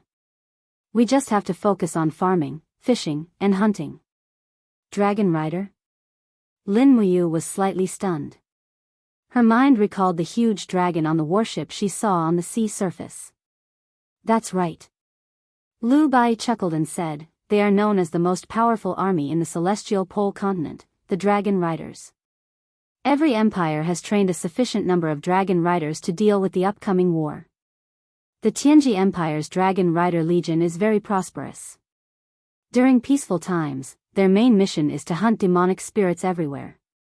Although I have never seen a Dragon Rider, the prestige of the Dragon Riders is known by everyone in the celestial pole continent. As he spoke, Lu Bai looked at Lin Muyu as if he was looking at a freak and said, you are really strange. You don't even know about the Dragon Rider Legion. I really don't know how you grew up. Lin Muyu smiled. She felt that she had more or less understood everything, so she took out a Jinshin coin from her pocket. She gently rubbed it between her palms, and the Jinshin coin immediately turned into a piece of gold. She tossed it to Lu Bai and said, here, thank you for telling me so much. I don't have anything to thank you for. This Jinshin. Oh, I mean, gold, take it as a token of appreciation. Gold? Lu Bai's eyes instantly lit up. He put it in his mouth and took a bite. He was ecstatic. It really is gold. Little brother, you are indeed not an ordinary person. Thank you so much. Just as Lin Muyu stood up and was about to leave, an invisible force suddenly descended from the sky. The entire tavern immediately fell silent. Everyone was already unable to move. A cold voice came from outside. The Tianji Dragon Rider Legion is here on a spirit hunting mission. Those unrelated to this matter, scram immediately. Demonic spirit. Lin Muyu's heart skipped a beat. However, Lu Bai's face was already pale. It's over. We encountered a demonic spirit. The God Cultivation domain will start charging fees again in October. I hope everyone can make a VIP subscription to support EZ.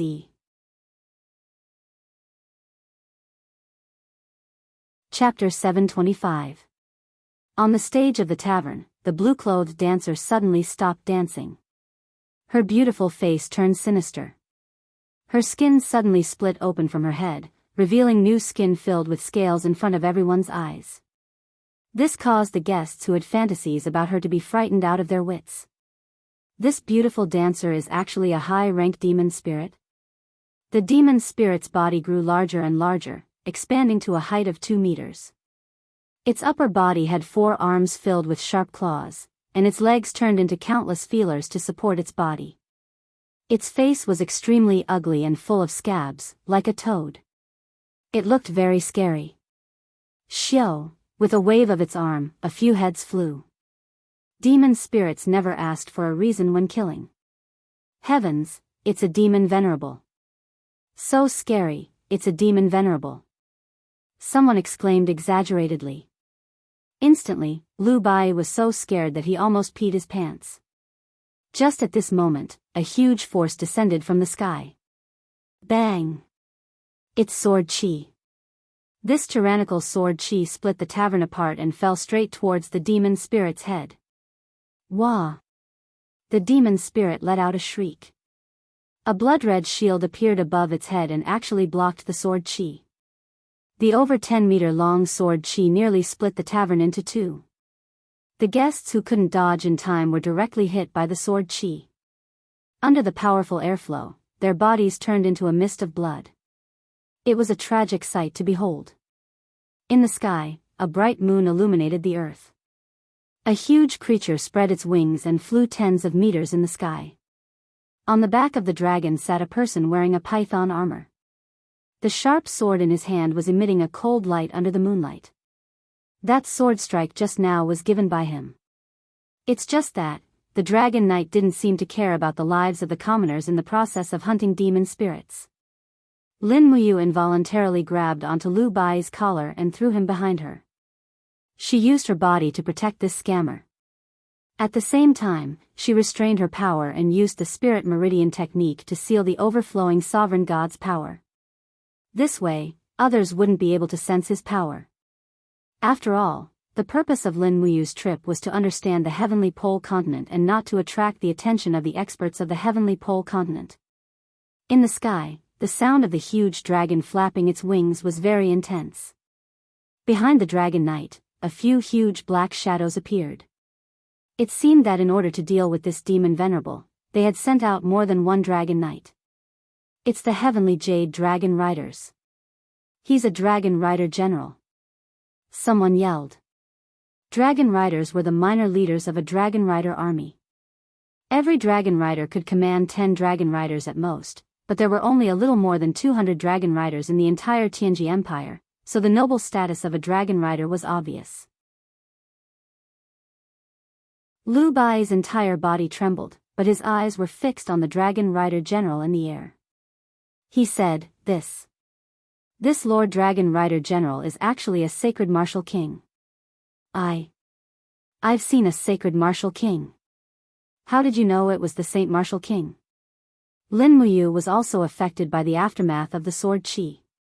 He could feel that the Dragon Rider General's sword had 37 stacks of power, which meant that he had the cultivation of 37 heavenly grottos, the first level of the God King realm. Didn't you see? He's wearing 4 golden emblems on his chest. The 3 empires will bestow emblems to the experts in their territories. 5 gold stars is the Saint Martial God, 4 gold stars is the Saint Martial King, and 3 gold stars is the Saint Martial Venerable. He has 4, so he's naturally the Saint Martial King. Lin Muyu couldn't help but sigh inwardly. His luck was really good. It was his first time coming to the Celestial Pole continent, and he actually encountered such a good show. Watching a Saint Martial King duel with a demon venerable. Interesting.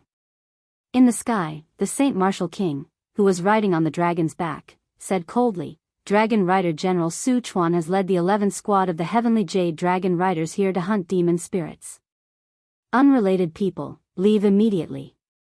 Otherwise, if you're accidentally injured, the Heavenly Jade Dragon Riders will have nothing to do with it. In the tavern, the diners were desperately trying to escape. However, the door of the tavern had already collapsed, so they could only jump out of the window. Lu Bai was also anxious. He looked behind him and saw a wall. The nearest window was only 3 steps away from the demon venerable. He believed that the demon venerable wouldn't let him leave. What should I do? What should I do? We have to leave too. Lin Muyu didn't say anything. He turned around and punched the wall. With a boom, a hole appeared in the wall. He grabbed onto Lu Bai's collar and flew out, bringing him to hide in the fodder warehouse at the back of the tavern. The pile of fodder was used to feed the horses of the diners. The horse feeder had long escaped, leaving behind an empty fodder warehouse. Hide well. Lin Muyu raised his hand and threw Lu Bai into the pile of fodder. He then leaped up and sat on a bare wall, leaning against the pile of fodder to watch the show. Little brother, aren't you afraid of death? Lu Bai poked his head out and asked. Just hide well. Don't worry about me. Look at you. Lu Bai muttered. In his eyes, what Lin Muyu was doing now was simply courting death. However, Lin Muyu's heart was as clear as a mirror. The strength of the demon venerable was equivalent to that of a 15,000-year-old spiritual beast. He could kill her within 5 moves. As for the dragon rider in the air, although he was one of the sacred martial kings of the Tianji Empire, to be honest, the strength of his godhead was too weak. It could only be classified as a mortal's godhead. Although Lin Muyu was only at the 21st layer of paradise, if it was a one-on-one fight, even if he couldn't win, he wouldn't be defeated. However, this dragon rider had brought 10 dragon riders with him. Therefore, Lin Muyu restrained his aura and just acted as a spectator. It was better not to intervene in this dispute if possible. Roar, the demon venerable roared into the sky. Waves of red air rippled out. It was actually a kind of domain, crushing down in all directions. The tavern diners who didn't have time to escape exploded one after another. The scene was too horrible to look at. Demon spirits were indeed not good things. Their speed of killing was even faster than that of the dragon rider. Lin Muyu watched silently, but she felt a little happy in her heart. In the celestial pole continent, the dragon rider was like the demon spirit. In their eyes, the lives of mortals were like grass and ants. However, it was different in the shattered cauldron world. A human life was a human life. At least according to the law of the Qin Empire, killing people required paying with one's life. Those who won the hearts of the people would win the world. It seemed that this was the strongest force that the shattered cauldron world could contend with. Roar, the sovereign demon's body grew larger, and it suddenly soared into the sky, clashing with the dragon knight. Sword light and blood light intertwined, and the sovereign demon's accumulated power shot out again and again. However, the dragon knight seemed to have become one with the dragon, and it was actually able to remain unmoving in the air. Every time the sovereign demon attacked, it would either be slashed or blocked. The other 10 dragon riders were actually indifferent. They spread out and formed a huge circle around the dragon rider. Other than supporting the dragon rider, they didn't do anything. Presumably, these dragon riders had absolute confidence in their captain. Pooh! The sword light rose and waves of divine power rushed out. The demon venerable finally spat out a mouthful of blood. Its body fell into the tavern. The powerful force hit the surroundings, and the entire tavern immediately turned into ruins. Lin Muyu watched quietly. She could see through the divine power of the dragon rider, but she couldn't see why he could maintain such a harmonious momentum with the giant dragon. It was as if the man and the dragon were just a giant. The demon venerable's attacks were all useless, and he was even seriously injured. Very quickly, blood splattered everywhere. The demon spirit's entire arm was cut off by the dragon rider's sword. Roar, roar, roar, the deafening roar shook heaven and earth, and the commoners of the small city around the tavern had already fled for their lives like a tide. Only a few youngsters who harbored dreams and wanted to become dragon riders hid in the distance, watching the scene of a dragon rider hunting down a demonic spirit. In the midst of the hoarse roar, the demon venerable was covered in blood. Waves of bloody energy revolved around it.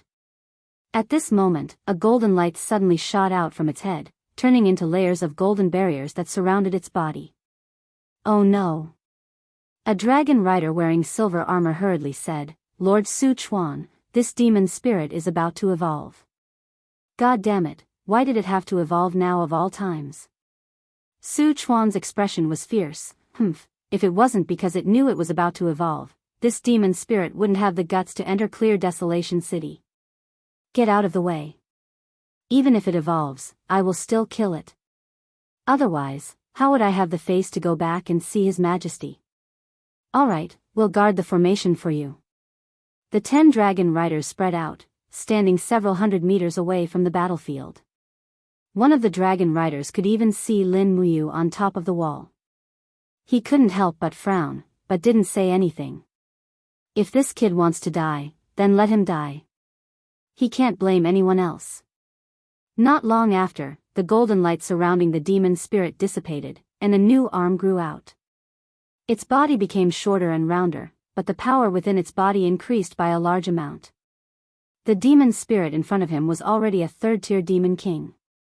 "Come, you bastard." Su Chuan was still riding on the neck of the dragon rider, an excited smile on his face.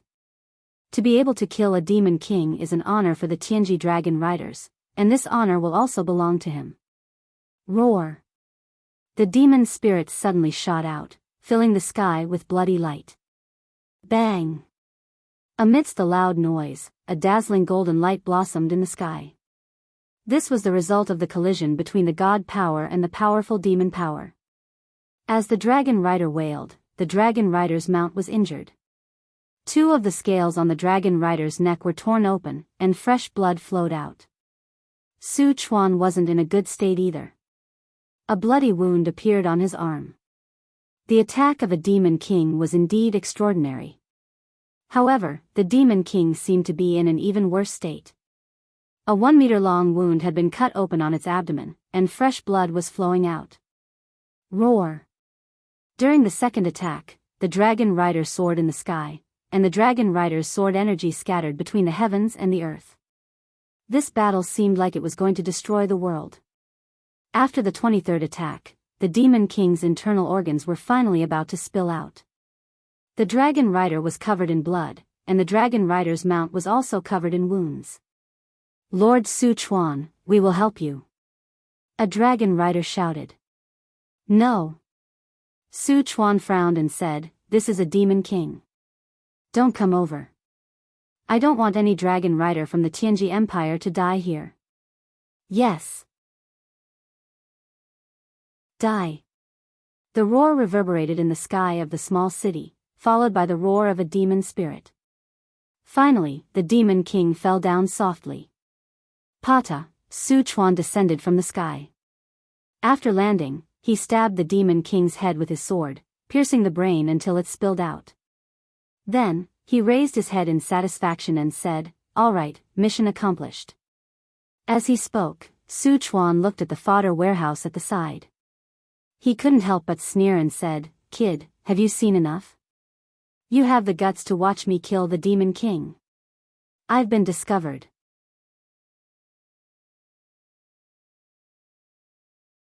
Chapter 726. It's over. Lu Bai's face was deathly pale. Even though the heavenly jade dragon riders were known as the protectors of the empire, in the end, those dragon riders were still lofty existences. Commoners simply did not have the qualifications to come into contact with them. Now that Su Chuan had discovered that the rash youngster was peeking at them, the situation might immediately develop in the worst possible direction. Who would have thought that what left Lu Bai surprised was that Lin Muyu was not afraid at all. Instead, she stood on the broken wall and looked straight at Su Chuan. Her gaze was completely devoid of fear as she said, "You are a dragon rider?" "I am." "So what?" Su Chuan coldly looked at her. "Many thanks for killing this demon for clear desolate city. Otherwise, who knows how many commoners it would have harmed." Lin Muyu's tone was extremely calm. "Humph." Su Chuan seemed to never smile. His face was covered in frost as he said, "This is our duty. Brat, hurry up and leave this place. There might be other demon spirits, but with your strength." He looked at Lin Muyu with contempt. Under his spiritual perception, he could only see that there was a bit of true energy floating within Lin Muyu's body. He couldn't see a star and a half of divine force or king's battle flame. It was clear that this was someone who had only cultivated true energy. As such, he smiled and said, "I'm afraid that you won't even be able to see the demon spirit before you'll be devoured." "Many thanks." Lin Muyu cupped her hands and smiled. She flipped over and left the top of the wall. She grabbed Lu Bai and disappeared into the night without looking back. A dragon rider took out a rope and firmly tied the demon spirit's corpse to the dragon's leg. Then, he respectfully said, "Lord Su Chuan, that youngster just now, what happened?" "It's nothing." Su Chuan nodded. After muttering to himself for a moment, he said, "Although this youngster's cultivation is insignificant, his aura, his aura doesn't lose to any sacred martial king. How strange. He doesn't seem to be from the Tianji Empire either. Could it be someone from the Celestial Empire or the Blackstone Empire? Huh, my lord, why do you care so much? You said it yourself, he's just an insignificant brat. Maybe he just worships the Dragon Knights. There are countless young people on the continent who dream of becoming a Dragon Knight. He's just one of them. Su Chuan took another look at Lin Muyu and Lu Bai's silhouettes in the dark, then said, "Let's go back to the imperial capital to report on the completion of the mission, and also to see if the tongue captured by the marshal has confessed anything." Yes. One after another, the dragons spread their wings and abruptly soared into the sky. The people in the small city all looked up, looking at the miraculous existence that they would never be able to see in their lives. Dragon riders were the most respected existence and symbol of power in the entire celestial pole continent. Just the training of a dragon rider would cost more than 100,000 gold coins every year. Including the food and maintenance of the dragons, if one wanted to raise a dragon rider, it would cost nearly 300,000 gold coins every year. This amount of money was enough to cover half a year's worth of taxes in Clear Desolation City. Young hero, you're too bold. You actually dare to speak to the Lord Dragon Rider like that. Do you know that the Lord Dragon Rider can blow you apart with a single breath? Even a single fart can kill you. You're too rash. In the night, Lu Bai continued to talk. Lin Muyu frowned. The scene of Su Chuan killing the demon spirit was still playing in her mind. Man and dragon could reach the realm of becoming one. Every time Su Chuan waved his sword, the dragon would change its flying direction and trajectory, increasing the power of its master's attack by a lot. Furthermore, it was perfectly dodging attacks. Could it be that the people of the celestial pole continent also practiced beast-taming techniques? It seemed that this was the only explanation. Furthermore, this was a beast-taming technique that was even more refined than the spiritual communication technique. His brows furrowed even tighter. These dragon riders were known as the pride of the celestial pole continent. In the future, they would definitely be a huge problem for the Shattered Cauldron realm. Furthermore, from Su Chuan's attitude, the dragon riders of the celestial pole continent were arrogant and did not care about others at all. If they were to find out that there was another world on the other side of the continent, the consequences would be obvious. The dragon riders that filled the sky would engulf the entire Shattered Cauldron realm like a plague. And what did the Shattered Cauldron realm rely on?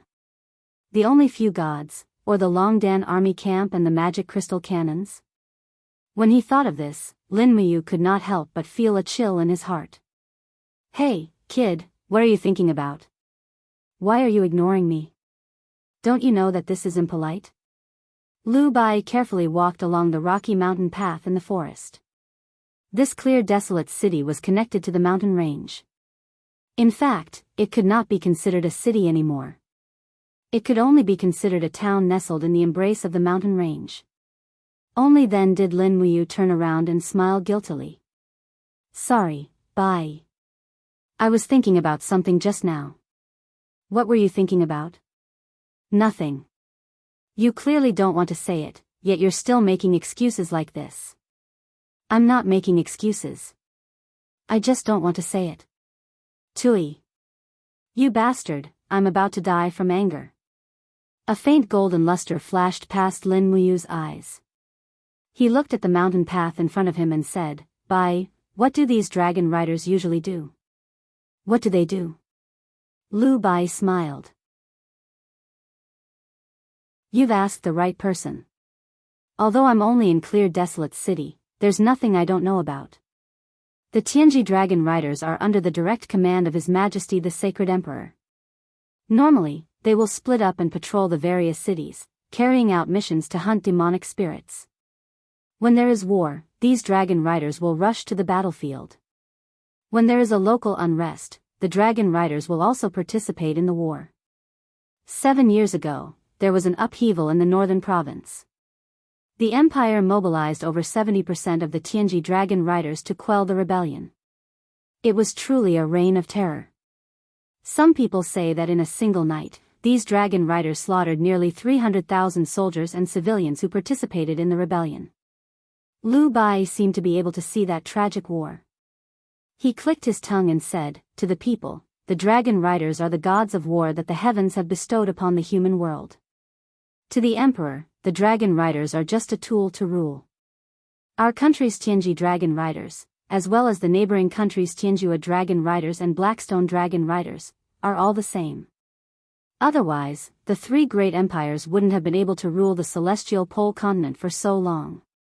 Lin Muyu nodded, then asked, "Bai, as a commoner, what do you think of these sacred martial gods, sacred martial kings, and sacred martial sovereigns? Do you revere them, or do you want to stand shoulder to shoulder with them?" "Stand shoulder to shoulder? Stop joking." Lu Bai couldn't help but laugh. "Those people aren't mortals. They're all gods. It's said that some sacred martial gods have even lived in the god realm. It's just that the spiritual qi in the celestial pole continent is very abundant, so they're willing to enter the world to cultivate." "Young hero, why are you asking this? If you ask so many more questions, I'll have to charge you extra." "There's going to be extra charges?" Lin Muyu couldn't help but laugh. "Bai, you're just too greedy. Humans die in pursuit of wealth, just as birds die in pursuit of food. You better not ask me any more questions.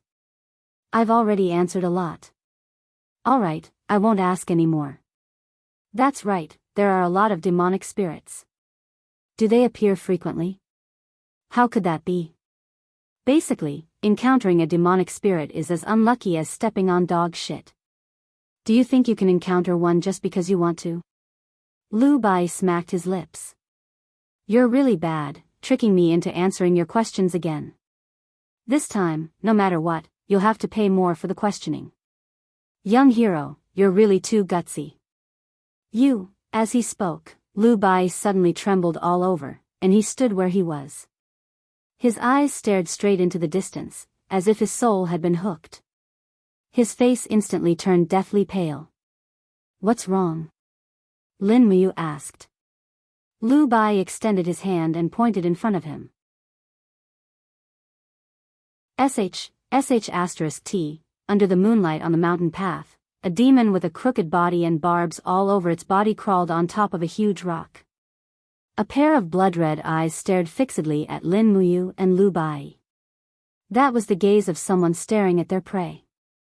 It slowly opened its mouth, and unexpectedly, its mouth was also filled with barbs. If they were to be bitten by it, a large piece of meat would probably be destroyed. Demonic spirit," Lu Bai said with a trembling voice. "We really stepped on dog shit. Is that so?" Lin Muyu acted as if nothing had happened. His spiritual pulse technique had already sensed the existence of this demonic spirit a few minutes ago. It's just that the strength of this demonic spirit was too weak, so he didn't think much of it. He asked, then, "What class is this demonic spirit?" Lu Bai stared at the neck of the demonic spirit and muttered to himself, "Blue, green, white, gray, red. A total of 5 colors. It's a class 5 demonic spirit. Oh my god, it's over. If it was a class 8 or a class 9 demonic spirit, I might be able to survive if I ran faster than you. It's over this time, class 5? Can't you see the color of its neck?" Demonic spirits are also cultivated to increase their cultivation. The higher the cultivation, the more uniform the spiritual energy will be. A real demon emperor's neck only has one color. As he spoke, Lu Bai's body trembled. He grabbed onto Lin Muyu's wrist and said with a trembling voice, "Young hero, don't run. Don't turn around. It's useless to run after encountering a demonic spirit. Even the weakest class 9 demonic spirit can easily catch up to humans. I don't intend to run. Don't grab me. Men shouldn't touch each other. Pay." Lu Bai's face alternated between white and yellow as he said, "It's over. I never thought that a dignified god-rank physiognomist like me would actually die here. In the end, I didn't even get a girlfriend. My life is really not worth it." "Jia," the demonic spirit stuck out its tongue and laughed cruelly, as if it was mocking Lu Bai. Lu Bai didn't move. This time, he really didn't dare to move. If he were to act blindly without thinking, it might speed up his death. Right now, he could only wait for a quick death. He only hoped that this demonic spirit would eat him slowly and let him live a little longer. However, at the side, Lin Muyu rolled up her sleeves, revealing a pair of strong arms. "Young hero, what do you want?" Lu Bai asked. "Fight with my life. Don't tell me you're just going to sit and wait to be someone's midnight snack." Lu Bai's eyes lit up. "Oh, right. I forgot that you're someone who followed Master to cultivate in the mountains. I thought you were a weak chicken waiting to be slaughtered, damn you." As Lin Muyu spoke, her figure flashed and went straight for the Class 5 demonic spirit in front of her. "It's the National Day." Yi went home to accompany his parents. Therefore, there will be no updates on the 30th to the 5th. I hope that everyone can understand. After all, life is far more important than the internet.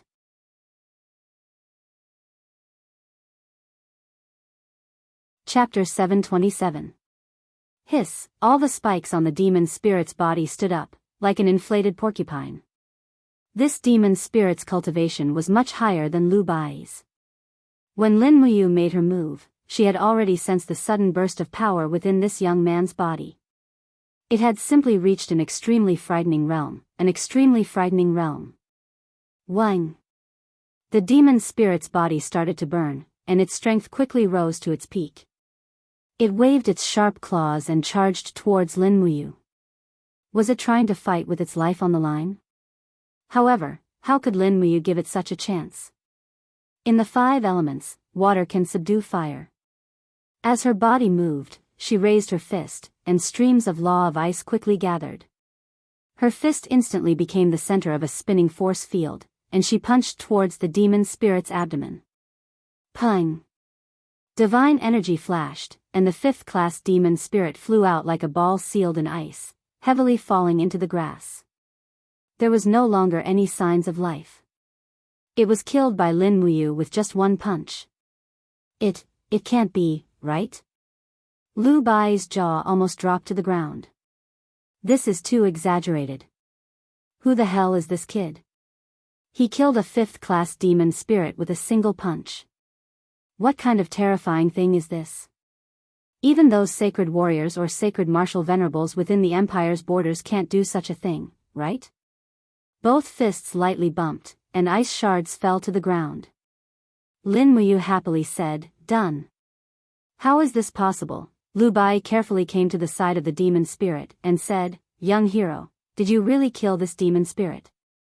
It couldn't have suddenly died, right?" Lin Muyu glanced at him, and walked forward. He opened his palm and pressed it on a huge rock that was as tall as 2 people.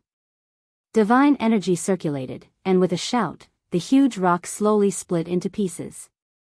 He clapped his hands, and said as if nothing had happened, "How is it? Do you still need proof? Who is your master? He's so powerful." Lu Bai's face was extremely pale, and he was even more afraid than when he encountered a demon spirit. "If I tell you my master's name, you'll probably be scared to death. Tell me, who is it?" "My master's martial arts are astonishing, and she's proficient in the pulse-severing battle technique. Her name is Shui Ro, and people call her Little Demon. She's also a peerless beauty, he. Commoner, let me ask you, are you afraid?" Lin Muyu remembered that there was a very powerful girl in the game she used to play, so she made up a story. Lu Bai was overwhelmed with shock. 10,000 thoughts flashed through his mind. This Shui Ro must be an old monster with an extremely high cultivation who was tens of thousands of years old. Just the thought of her wrinkled face was enough to scare someone to death. "Young hero, what's your name?" "Just call me Young Hero. Don't ask for my name." Lin Muyu took out a handful of Jinin coins and crushed them into gold nuggets. "Lini, this is your allowance." "So much gold. Young swordsman, what are you doing?" Lu Bai's eyes lit up. Lin Muyu said, "For the next period of time, you'll travel around this celestial pole continent with me and be my guide. I won't treat you badly, and I'll protect you. How could there be such a good thing in the world? Lu Bai nodded happily. Okay. Speaking of which, I'm very familiar with this continent. Oh right, where do you want to travel to? Let's go to the Tianji Empire's imperial capital, Tianji City first. Then, we'll go to the Celestial Empire and the Blackstone Empire. I want to travel around this celestial pole continent. Lin Muyu clenched her fists. Only by knowing yourself and your enemy could you win 100 battles. If she knew nothing about the celestial pole continent, the Shattered Cauldron realm was destined to suffer a great loss. After all, the disparity in strength was too great. The reason why she wanted Lu Bai to be her guide was very simple. There were too many immortal-level experts in the celestial pole continent. Any sacred martial god might be able to kill her. Therefore, it was best to keep a low profile and act cautiously. Lin Muyu didn't plan to defeat such a strong opponent in the celestial pole continent purely by force. She could only rely on intelligence. Okay, I'll do as you say. Don't talk so much. Go buy 2 fast horses first and find an inn to rest at night. We'll set off tomorrow and travel all the way to Tianji City. Yes, young hero. Lu Bai bowed and weighed the gold nugget in his hand. It weighed at least half a kilogram. If he were to exchange so much gold at a gold shop, he would be able to exchange it for at least 20 small gold coins of the Tianji Empire. He would be making a fortune. At night, in an inn in Xinhuang City, Lin Muyu opened a small window and looked at the faint moonlight outside the window with her arms as a pillow. It had been a few days since she left the empire. She could be considered to have a slight understanding of the celestial pole continent. However, the more she knew about the celestial pole continent, the more worried she was about the Qin Empire and the Shattered Cauldron realm. The empire's current strength was definitely not a match for the celestial pole continent. In fact, it couldn't even defeat the Tianji Empire. He licked his somewhat dry lips and slowly released his spiritual perception. A strand of psyche power traversed through space and headed straight for the Shattered Cauldron realm. He had to warn the people of the Shattered Cauldron realm to act cautiously. In Tongtian Gorge, next to the central military tent of the Longdan army camp, in Tang Xiaoxi's tent, the candlelight swayed gently. Tang Xiaoxi, who was sitting by the bed and cultivating, suddenly felt a jolt in her heart.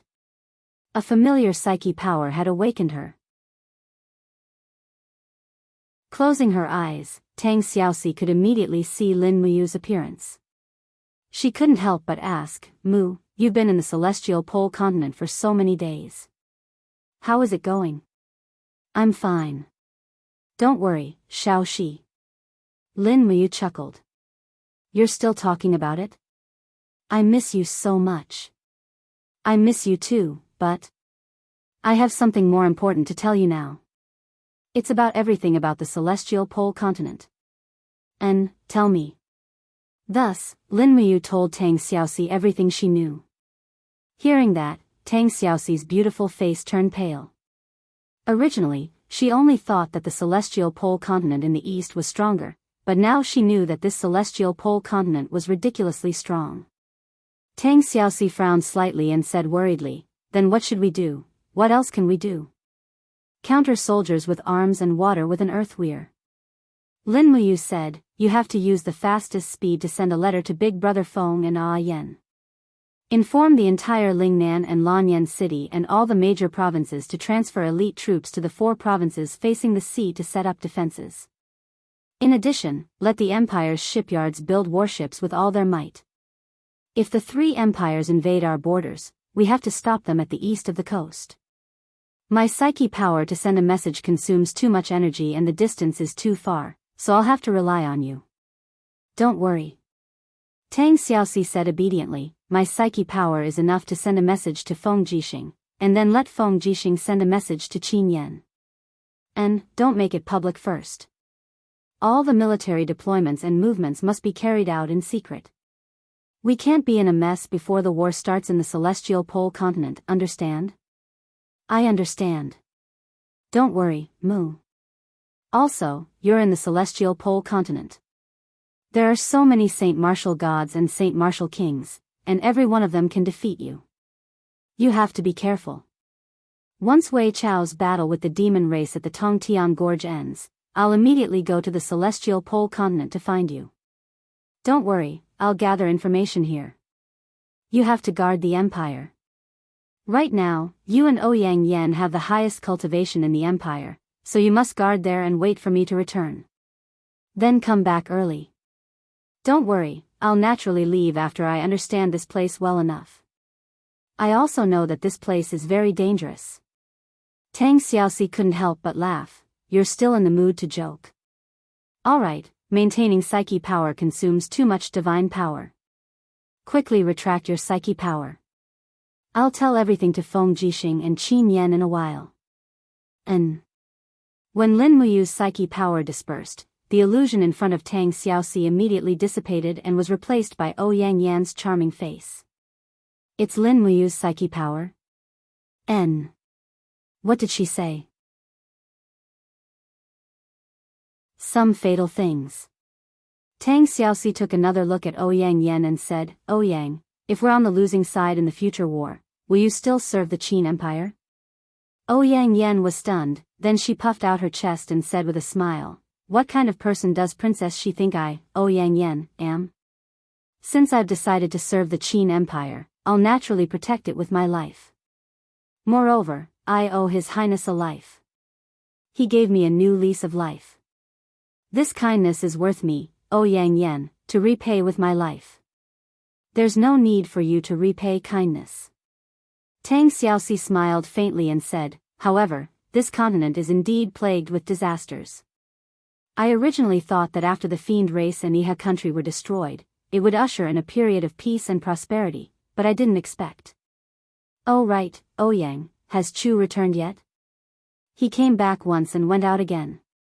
Chu said that he sensed the invasion of power from the east, so he decided to head to the celestial pole continent to take a look. Perhaps, he can even meet His Highness you. How can there be such a coincidence? Tang Xiaoxi pouted and said, I'm going to exert my power. Help me guard. Yes, eldest miss. Tianji City, the most prosperous city in the entire Tianji Empire, and also the capital of the empire. This crowded capital was located in the north of the empire's territory, but it had a thriving population with strong soldiers and horses. Tianji Palace, the center of the entire Tianji city, was also the residence of the royal North Deep clan. Tianji Palace's luxury was well known throughout the entire celestial pole continent. It was said that the tiles used in Tianji Palace were glazed tiles, and the anti-slip particles on the floor tiles were actually white diamonds. Moreover, the beams of the entire main hall were built with the bones of an ancient divine dragon. It was very strong and had the dragon power to protect the main hall from the impact of power. In the main hall, there were many officials. On the throne, a middle-aged expert wearing a dragon robe sat there with his eyes shining. He was Bai Mingyuan, an ultimate god. Although an ultimate god was not rare in the Tianji Empire, it was not easy for an emperor to become an ultimate god. Bai Mingyuan had been on the throne for many years and kept a low profile. It was also because of his existence that the other two empires did not dare to covet the territory of the Tianji Empire. The officials and generals were divided into two sides. The one in front of the generals was about 40 years old with 5 golden badges on his chest armor, indicating his strength level, martial saint. Bai Mingyuan, Bai Mingyuan's younger brother, was the empire's marshal and a martial saint. He was second to none in the empire. His scarlet palm technique could be said to be invincible in the world. Your Majesty. Bai Mingyuan said respectfully, Dragon Rider Su Chuan is back. He has hunted a demon king level demon spirit. Alright, summon him. Yes.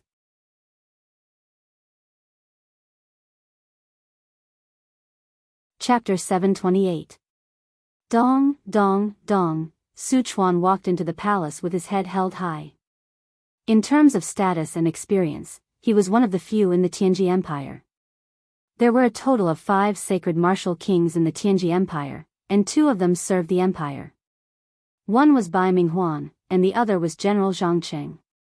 The other 3 sacred martial kings cultivated in the Tianji sect and were not under the empire's control. Next were the 11 sacred martial kings, and most of them cultivated in the Tianji sect. There were only 4 sacred martial kings in the empire, and Su Chuan was one of them. Thank you for your hard work, dragon rider Su Chuan. Bai Ming Yuan held onto the golden lion head on the throne. His face had a gratified expression as he smiled and said, "Did you bring the corpse of that demon king level demon spirit?" "Yes." Su Chuan turned his head, grabbed the demon spirit's corpse from the hands of his subordinates and threw it on the red carpet. He smiled and said, "In order to kill this demon king, my dragon mount suffered quite a bit of injury." "It really suffered." Bai Ming Abyss laughed heartily, "You've worked hard. Men, come and heavily reward Sir Dragon Rider Su Chuan. Bestow him with 500 caddies of gold and 500 caddies of silver. In addition, bestow him with the title of a second-class lord and 500 hectares of land." "Thank you, Your Majesty." Su Chuan bowed. Although the Tianji Dragon Riders were directly under Bai Ming Abyss's command, they were not part of the empire's military. Instead, they were a group of independent people.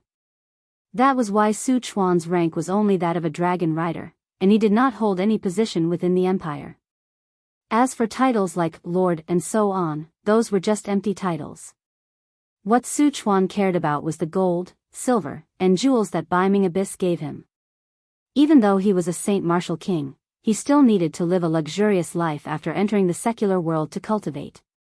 Su Chuan owned a luxurious mansion that was worth 10 million gold coins in Tianji City. There were 500 guards and over 30 beauties in the mansion. If he didn't have these gold and silver rewards, it would probably be difficult for him to continue living such an immortal-like life. Su Chuan knelt on one knee and said, "Your Majesty, did the tongue we caught a few days ago confess anything?" "Yes." Bai Ming Huan said, "Bai Ming Huan, tell me." "Yes." Bai Ming Huan nodded respectfully, "Dragon Rider Su Chuan, soon, the empire will face a new war, and our opponent will be a continent on the other side of the ocean." That tongue seemed to have confessed everything. A month ago, the great battle in the divine realm officially ended. Lord Shiyan Blazing Angel accidentally damaged the wall of order during the intense battle with the gods of the eastern celestial heavens, causing the spiritual mountains of the 2 planes to collide and merge with each other. This caused the wall between our plane's plane and the Shattered Cauldron Realm's plane to officially disappear. Now that the 2 continents have completely merged, a new war is about to arrive. Su Chuan was dazed. Shattered Cauldron Realm, what kind of continent is that? Bai Ming Huan smiled and said, "Don't worry, the Broken Cauldron world is still in the embryonic stage, and its power is far inferior to ours. The most powerful god in the Broken Cauldron world is only a god king who is in the 30th heavenly abode, and their weapons, and horses are all far inferior to ours. But the Broken Cauldron world is fertile, and the population is thriving. The spirit beasts in the forest are also quite famous, and their spirit cores can be used for our cultivation. So, as long as we take the Broken Cauldron world as our own, the Tianji Empire will definitely be able to develop in 100 years, and then destroy the Heaven Ju Empire and the Dark Stone Empire, and unify the whole world. When do we leave?" Su Chuan was a bit excited. "We have to act before the Celestial Empire and the Blackstone Empire find out. We can't let others get this fat meat first." "Hey, don't be in such a hurry."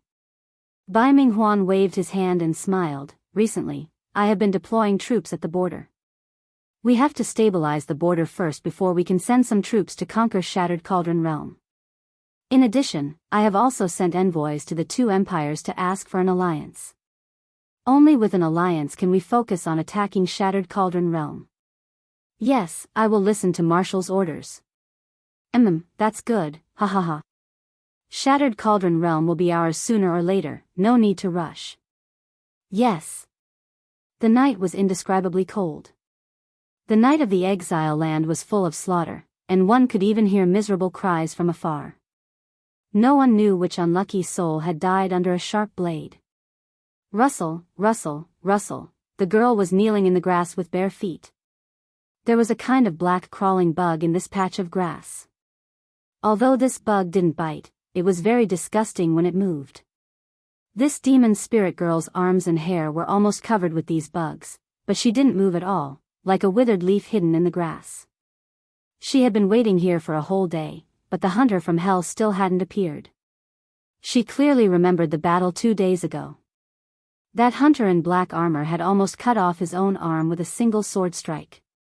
Moreover, this dark hunter's movements were getting more and more frequent. All signs showed that he was eager to rule this area, and didn't want to let any of his opponents live. Never be bullied by others. These were her father's words. Although her father had died a long time ago, the young girl still remembered these words. These words were the law of her life in the banished lands. If anyone wanted to kill her, she must kill them first. Rustle, a strange sound came. It didn't sound like the sound of a pine insect crawling over the grass, but was completely different. It was the sound of boots stepping on the wet grass. It had rained half a day ago, and the ground was still wet. The girl didn't move, but her pair of beautiful eyes quietly looked into the distance. With the sound of footsteps, he had arrived. The black soft armor was decorated with resplendent diamonds, blinding people's eyes. The black helmet looked so exquisite. A steel sword hung from his waist, and his palm was pressed on the sword hilt. He looked around with a sharp gaze, searching for his opponent. The cold night wind blew, making the long hair behind his helmet and trench coat flutter. He had always been like this, pursuing the pinnacle of handsomeness, a man like the wind. Come out. He suddenly stopped, and his gaze was like a sword as he looked at the grass in front of him. Silence. He seemed to be a little impatient. He raised his hand, and a ball of fire appeared. He shouted in a low voice, "Come out. Do you want me to personally invite you out? You're courting death." Whoosh. The flame swallowed the entire field of wild grass, and suddenly there was a roar. It was a ferocious tiger from the exile land, the horned tiger. It was a fierce tiger with a sharp horn on its head, and it was at the top of the food chain in the exile land. There weren't many people who dared to provoke the horned tiger, and this man in front of him was one of them. "Bastard, how dare you ambush me? You're courting death." He attacked. His fist was wrapped in flames, and he smashed it heavily on the horned tiger's abdomen from a strange angle. However, a tyrannical rebounding force attacked him. The horned tiger's skin was covered with stellar energy, and just as he was about to fall, the horned tiger flipped its sharp claws and swept them horizontally. A few bloody wounds immediately appeared on his shoulder. Damn it. He took the opportunity to pull out his sword. The blade was wrapped in a ball of fire, a ball of golden light. This was a cultivator of the law of fire and light. The temperature and light of the spewing flames converged. He launched a fierce attack, and his whole body melted into the sword light. Blood splattered in the wind. When he pulled out his sword, the horned tiger could no longer resist. The messy sword wounds and holes on its body proved that the horned tiger was defeated. Roar, amidst the miserable howl, the steel sword pierced straight into the horned tiger's mouth, and came out through its brain, carrying with it a strong smell of blood. Humph, he raised his palm and licked clean the tiger blood that had splattered on his palm. Filthy trash. But at this moment, a shadow passed by him, as silent as the wind. Rip, the sound was very light. It was a sharp knife, shining with a frightening cold light. After the knife light, a thin wound spread out from his neck. With a pu sound, it completely bloomed, like a beautiful flower. Blood spurted out from his neck. He stood there dumbfounded, the sword in his hand still stabbed into the horned tiger's head. He raised his head, looking at the stars in the sky. His hair and cloak fluttered in the wind. A man like the wind. Bang! After heavily falling to the ground, he died in humiliation. The sword in his hand was pulled out from the horned tiger's mouth. It was covered in blood, but under the moonlight, it shone with a demonic luster, as if it was responding to the light in the sky. The demon spirit girl slowly walked over with the bloody knife. Looking at her opponent's corpse, her face was emotionless. She didn't even feel the joy of victory. She only felt that everything was as it should be. Bending down, she picked up her opponent's sword. The moment the blade touched her hand, she suddenly froze. A vigorous and overbearing power seemed to be resonating with the sword in her body. Shwa! The power in her arm flowed into the sword. In the next moment, golden crystals separated from the power and rapidly spun. What is this? She was dumbfounded.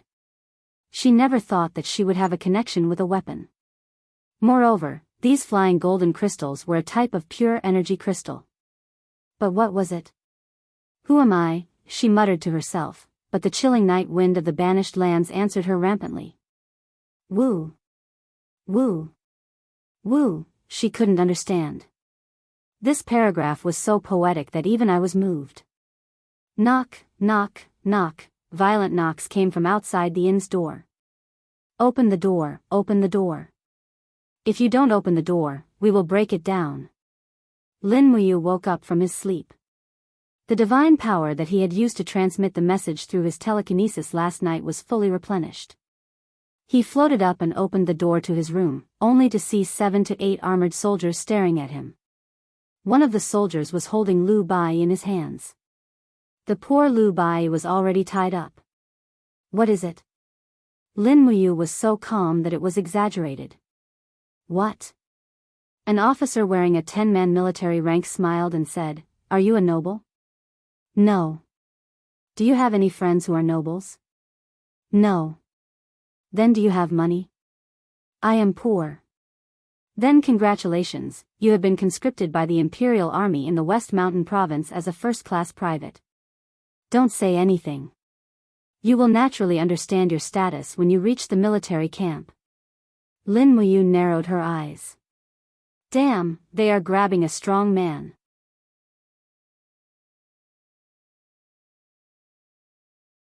Chapter 729. Lin Muyu's hands were tied behind her back. Fortunately, she had already put the star's sword into her cosmos bag, and the cosmos bag was hidden in her bosom, so these soldiers of the Tianji Empire did not find it. However, Lu Bai, who was standing beside her, had a bitter look on his face. He muttered in a low voice, Young hero, I don't believe that you will give up without a fight. With your strength, you definitely won't be afraid of these soldiers who bully the weak and fear the strong. What do you know? They have knives in their hands. Lin Muyu snickered. In fact, she just wanted to go to the military camp of the Tianji Empire to see their fighting capacity. As for getting out of here, Lin Muyu could easily do it at any time. On the path in the jungle, there were dozens of people who had been captured as new recruits like Lin Muyu and Lu Bai. They were escorted by nearly 50 soldiers of the Tianji Empire. Lin Muyu looked at the equipment of these soldiers, whether intentionally or unintentionally. Only 10-man sergeants were qualified to wear armor, and their armor was relatively inferior. The armor was rusty, and most of them could not withstand the full thrust of the long spear. Ordinary soldiers did not wear armor at all. They only wore dirty cotton military uniforms, which made them look like a group of ruffians. In fact, these people were indeed the lowest soldiers in the army. Otherwise, they would not have been sent to do this kind of work. Walking all the way until noon, the group arrived at a place about 20 li north of Qinghuang City. From afar, a military camp built on the side of a mountain could be seen. Lin Muyu could tell with a single glance that this military camp could accommodate about 5,000 people. It was not a small camp, but it was most likely a new recruit camp. From afar, they could hear the sounds of new recruits training. Their voices were mixed, and they were definitely not veterans who had gone through hundreds of battles. Lu Bai complained incessantly. In a low voice, he said, I've had many plans in my life. I've wanted to be an erudite and knowledgeable prophet. I've wanted to be an omniscient fortune teller. I've also wanted to be a noble and have many wives and concubines, but I've never wanted to be a soldier. If a good man wants to be a soldier, what are you afraid of? I'm here. Lin Muyu smiled and comforted him. Lu Bai felt even more uncomfortable. Who was willing to be a soldier these days? Their pay was deducted too much, and their lives were in danger at any time. No one was willing to be a soldier. Otherwise, the situation wouldn't have developed to such an exaggerated extent as catching able-bodied men. Stop looking around and go in. An old soldier shouted loudly. He raised his whip and landed it heavily on a young man. The young man looked to be about 15 years old. He grimaced in pain, but he didn't dare to say a word. The dozens of able-bodied men were all brought to a corner of the military camp. After they stood still, the curtain of a tent in the distance was lifted, and a man with 2 silver triangular military insignia on his chest walked out. His face was full of beard, and his voice was like muffled thunder exploding. "All of you shut up, if you don't want to die." Everyone was horrified and didn't dare to speak. The bearded general sneered. He looked at the group of new soldiers in front of him as if he was looking at a group of bugs, and said, "You're all a bunch of trash. Do you know how much military rations are needed to feed you into real soldiers? If you want to become soldiers like me who protect His Majesty the Sacred Emperor and the Tianji Empire, you must not fear death or pain. You must become stronger as soon as possible." In the crowd, a thin man immediately knelt down and begged for mercy. "Sir, I'm just a peddler in Qinhuang City. I didn't think of becoming a soldier. I have parents and children to take care of. Please let me go, sir." "You trash." The bearded general suddenly raised his hand, and a fist shadow exploded in the air. With a bang, the peddler vomited blood and fainted. Everyone was immediately scared out of their wits, and they were all dumbfounded. Lin Muyu secretly took a breath. This officer didn't wear a general's insignia, and was only a small officer. However, the power of his punch just now was as strong as the 3rd layer of the heaven realm. The celestial pole continent was indeed full of hidden dragons and crouching tigers. The overall level of cultivation was more than a level higher than that of the empire. "You have no way out." The bearded general narrowed his eyes at the crowd, and said, "You're walking on a single plank bridge. In front of you are the glorious soldiers of the empire, and behind you is the road to death. Make your own choice. Do you choose to become a tough and strong soldier who has been tempered by wind and rain, or do you choose to be a coward, a piece of trash who will die in humiliation in a cesspool?" Everyone was silent. The general continued, "I know that many of you are unconvinced, but let me tell you this. If it wasn't for the fact that the Empire's army needs people, they wouldn't have captured you at all, because you're not qualified." His eyes were filled with a sneer. "I forgot to introduce myself. I'm Chen Dongyang, and I belong to the West Mountain Province's army on duty. My military rank is 2nd rank, and I lead 1,000 people. From now on, you're a member of my 1,000-man army. However, I'll say the ugly words first. If you can't become a soldier, you'll become a dead man. So, please do your best. In the afternoon, I'll give you weapons and uniforms. I hope you don't disappoint me." Everyone was aghast. Who dared to say another word? Lin Muyu and Lu Bai were arranged to stay in the same tent. It was a very crude tent that was riddled with holes. The ground was covered with weeds, and that was the recruit's bed. The 10-man squad leader behind him scolded in a low voice, "Stop looking, pick your own bed, and then follow me to get the supplies." Lu Bai looked at Lin Muyu, and Lin Muyu signaled him not to do anything. Sooner or later, she would bring him away from this place.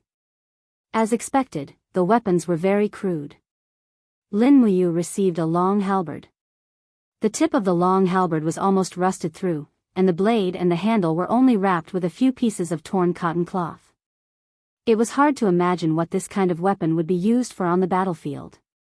However, the military uniform was new, but it was a little too small, and it looked a little ridiculous on her.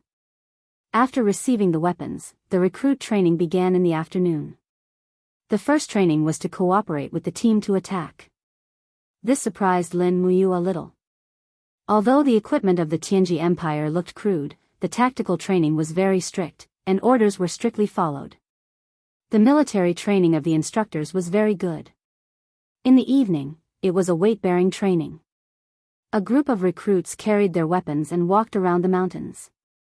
Behind them were instructors riding on horses and waving leather whips. Those who fell behind could not avoid physical pain. Fortunately, with Lin Muyu's help, Lu Bai did not suffer much. At sunset, 500 recruits came to the entrance of the valley. However, they heard a rumbling sound coming from afar. What's wrong? Lu Bai stopped and touched his neck. It had been scratched by the handle of the long halberd. Several instructors also stopped involuntarily. On the horizon, the rumbling sound was getting closer and closer. Soon, a group of cavalries appeared on the other side of the valley. It was a group of cavalries riding on wild beasts. Moreover, it was a group of armored tigers. However, these tigers seemed to be different from the ones Lin Muyu had seen before. Their backs were very flat, and they were suitable for riding. The cavalrymen on the back of the ferocious tigers were clad in armor. Their helmets shone with a golden radiance under the setting sun. Between the gaps of their helmets, pairs of ruthless gazes swept across the bodies of the new recruits. They didn't stop at all. What is that? The recruits were stunned. Not only the recruits, but even the instructors looked envious. It was obvious that their status could not be compared with this kind of cavalry's. Stop looking. One of the instructors said angrily. It's the Tiger Leopard Cavalry, one of the branches of the Empire's cavalries. Humph. Only the children of nobles have the opportunity to enter the cavalries to receive training. However, you guys. As long as you make great contributions on the battlefield, you will also have the same opportunity. Stop being envious. Let's go. Yes, sir. The recruits already knew how to talk to their superior officers. After dinner, Lu Bai was so tired that he could barely move. He lay on the meadow, motionless, as if he was dead.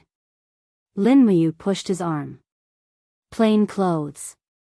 Let me sleep for a while more. You don't want to go? Lin Muyu asked with a smile. Can we go? Why can't I? Under the moonlight, the two of them left the military camp along a small mountain path. After walking for a short distance, they suddenly heard a rustling sound from the bushes in the distance. Who is it? Lin Muyu shouted in a low voice. Don't be nervous, it's us.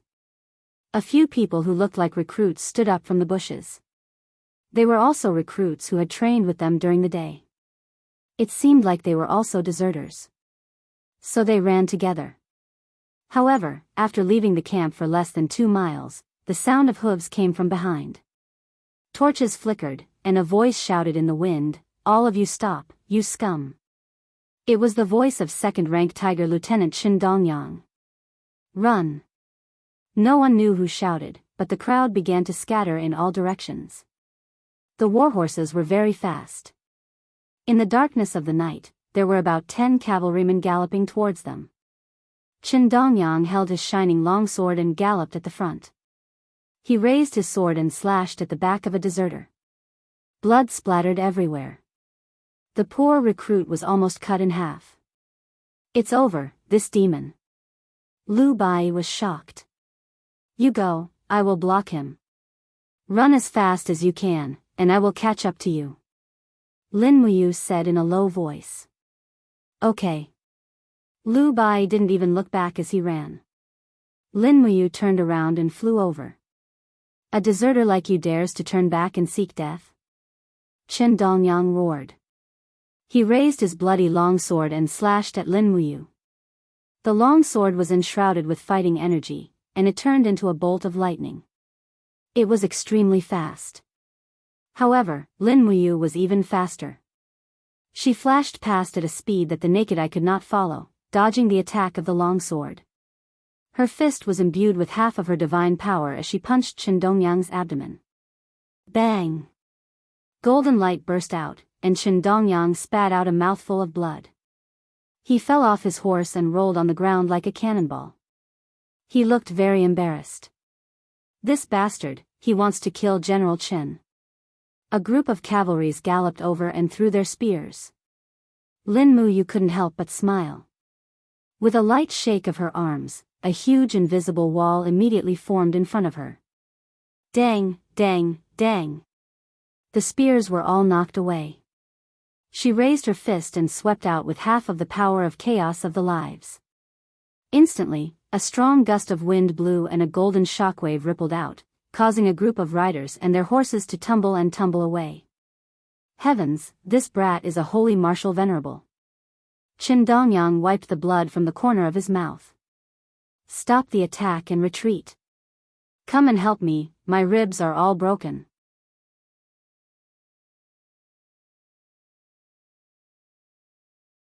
Chapter 730. In the spring of the Xishan province, the birds were singing and the flowers were fragrant. A bonfire was burning, and a rabbit was being roasted above it. The aroma of the meat had begun to spread. Lu Bai kept turning the stick, and he was sweating profusely. Lin Muyu was lying on the grass with her arms as a pillow. She murmured to herself, Tianji Dragon Cavalry, Beast Cavalry, Tiger Leopard Cavalry, young hero, what are you doing? Get up and eat. Lin Muyu took a rabbit leg and took a few bites. But she was preoccupied and didn't have the appetite. She asked, Bai, how many beast cavalrymen are there in the Tianji Empire? It said that there are more than 30,000 beast cavalrymen. I've only heard of them before, but I've finally seen them. TSK. Awesome. Awesome. I was scared to death. Lu Bai was speechless. Even Lin Muyu was shocked by the power of the beast cavalrymen, let alone an ordinary person like Lu Bai. More than 30,000? Lin Muyu murmured. She had a new understanding of the military strength of the Tianji Empire. If they really fought, the Qin Empire would be defeated. Hee, in the sky, an eagle was circling. Lin Muyu frowned, what's that? This eagle was a bit strange. Its head didn't look like a bird's, but like a wolf's head. It's just a hunting eagle.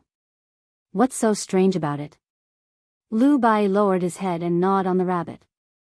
He didn't even want to look up. But soon, another sound echoed in the air. Hong. Hong. Dragon roar. On the other side of the hill, two behemoths flapped their giant wings and appeared in the sky. They were two dragon cavalrymen. Suddenly, Lu Bai was so scared that he dropped the rabbit in his hand. He took a few steps back and said, Oh my God, dragon cavalrymen found us. The two of them were still wearing the military uniforms of the Tianji Empire's recruits, which could be seen at a glance. Bai, go back, as far as possible. Don't come over. Lin Muyu said lightly. Well, be careful. Lu Bai ran away. Roar, one of the two dragons was blue and the other red, but their heads were equally ferocious. They stared at Lin Muyu with the eyes of wild beasts. In fact, the dragon race was originally a wild beast, just a beast in the food chain. On the dragon's back, half of the dragon rider's face was covered by a blue helmet, but his gaze was like a sharp sword that made one's heart go cold. In his hands was a spear that had frost swirling around it. It's you two who escaped from West Mountain Province's main camp, right? You two deserters escaped from the Xishan Province camp, right? Lin Muyu didn't deny it. Instead, she asked, how did you find us? That's the only thing I'm curious about. The dragon cavalryman laughed. His teeth were very white. He pointed the dragon spear at the eagle circling in the sky and said, Do you see that? That's a wolf falcon, a wolf that can fly. Its sense of smell is more than 10 times that of a wolf's. Even if you two fly into the sky or dive into the ground, we can still find you. So now, what do you want? Lin Muyu pulled out the stellar sword from her chinquan bag. The sword flashed, and the dragon cavalryman was slightly stunned. He could feel the sword's sharpness. However, the shock only lasted for a moment. The dragon cavalryman's confidence wouldn't waver. He squinted his eyes and said, Nothing much. As a member of the Tianji Dragon Cavalry, I did what I had to do. I just sent you two to the Empire's military law office to receive the punishment that deserters deserve. Let me give you a piece of advice. Don't try to resist. Any accidental deaths during the Tianji Dragon Cavalry's mission can be pardoned. Accidental deaths? Lin Muyu couldn't help but laugh. She said, "You're dreaming. You actually want to kill me? Tell me, what are your names?" "I don't want to kill you, and I still don't know your names." "Impudent. Arrogant." The two dragon riders roared together.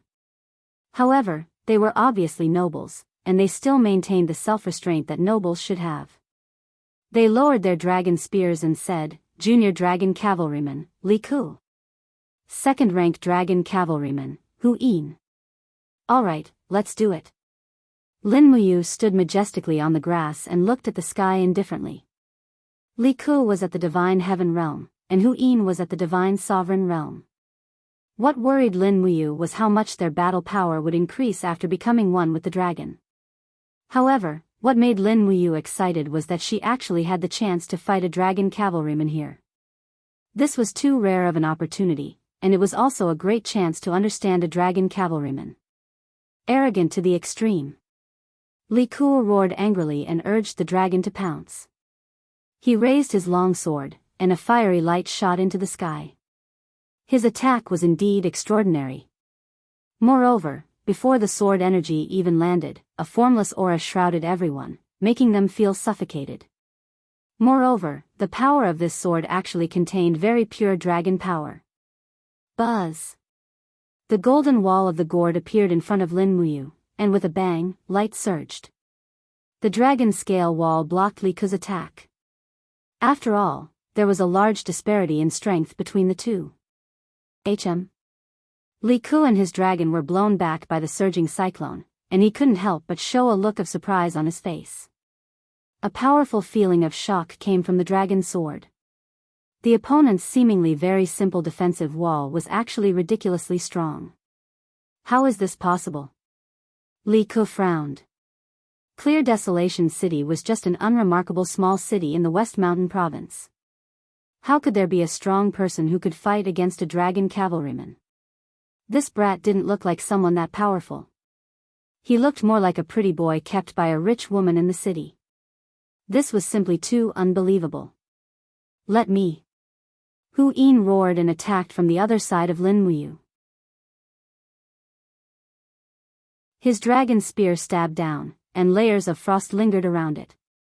Layers of frost waves instantly formed a tornado that wrapped around Lin Muyu. At the same time, the blue dragon opened its mouth and spat out an ice dragon breath. Rustle, rustle, the surrounding grass was instantly covered in frost, but the frost dragon breath burst forth in the next moment. A perfect gourd wall defense appeared around Lin Muyu's body. The dragon blood battle shield blocked all of Hu Yin's attacks. The battle shield pulsated with the waves of divinity, a total of 15 layers. Immediately, Lin Muyu couldn't help but secretly laugh. She already knew what was going to happen. Pa! When the two dragon cavalrymen looked again, Lin Muyu had already disappeared. The cyclone flowed back, and the tender grass swayed. Where is she? Hu Yin was shocked and quickly focused his senses. His heart turned cold. Above. In the dazzling sunlight, a figure with rapidly spinning flames flew down. It was Lin Muyu's Chaos of the Lives attack with the astral sword, full power. Hu Yin didn't have time to dodge and could only block with his dragon spear. Bang! A huge golden light exploded, and layers of waves covered the sky and covered the earth. The impact caused Hu Yin's perlicute to immediately bleed. The impact of the 21 waves was so strong that Hu Yin almost couldn't even hold his dragon spear. His body leaned back, and just as he was about to lose his defense from Lin Muyu's attack, the blue dragon suddenly roared. Light blue air currents appeared around its body and stabilized its master's body. What is this? Lin Muyu frowned and didn't say anything. In a flash, she attacked with her sword 4 times in a row. From the second element to the 5th element, the layers of power stacked together. How could Hu Yin block it? With a cry, He spat out a mouthful of blood and fell to the ground with the giant dragon. Bang! The giant dragon howled and fell to the ground, sending soil and grass flying into the sky. Not far away, Lu Bai, who was hiding behind a huge rock and watching from afar, was so shocked that his soul almost left his body. Who was this kid? He actually defeated a dragon knight with just a few simple attacks. Moreover, it was a Saint Martial Venerable level dragon knight. That was a god. Lord Hu Yin, are you okay? Li Ke's face was full of shock. Hu Yin's voice came from the mess. I'm fine. I'm fine. Li Ke, you have to be careful. This person is very strong, very strong. He used the word very strong to describe Lin Muyu's strength, but it was clearly not enough. Li Ke held the dragon's sword and gritted his teeth. Who are you?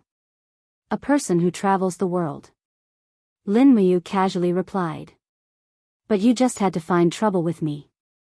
How about it, Lord Li Ke, do you still want to fight it out with me? You, Li Ke's voice was slightly trembling. Hu Yin was his superior. Li Ke naturally knew how strong this dragon knight was. He had sparred with Hu Yin before, and Hu Yin could subdue him within 20 moves. But just now, Hu Yin was injured in just 5 moves. How could Li Ke be a match for him? Seeing that Li Ke didn't say anything, Lin Muyu couldn't help but smile. She pointed the star's sword at her opponent and said, then there's no need to fight. Remember, don't follow us anymore. Otherwise, I'll kill everyone I see. Li Ke was silent. As a revered dragon knight, he actually lost so miserably. Luckily, there wasn't anyone else here. Otherwise, he wouldn't know where he could hide his face. Lin Muyu flew with the wind and landed on the ground. Let's go, Bai. Lu Bai was dumbfounded. You were flying just now? Why, is it very strange? No, it's not strange. Although he said that, Lu Bai's eyes were clearly filled with, you're awesome. Lord Hu Yin. Li Ke flipped over and jumped down from the dragon's back. He went to help the heavily injured Hu Yin. Hu Yin's arms were covered in blood. His blood vessels were bleeding from the shock. One could imagine how powerful Lin Muyu's 5 consecutive sword attacks were. Cough, cough, Hu Yin coughed and blood gushed out of his mouth. He lay on the dragon's wings in a sorry state. 21st layer, what 21st layer? This kid is a Saint Martial Venerable at the 21st layer of the Grotto Heaven. Oh my god, Li Ke was shocked. Aren't all the Saint Martial Venerables in the Empire on the list? I've never seen such a person before. He might be an unworldly expert who cultivates in the mountains. Quickly report this to Lord Dragon Knight. Okay.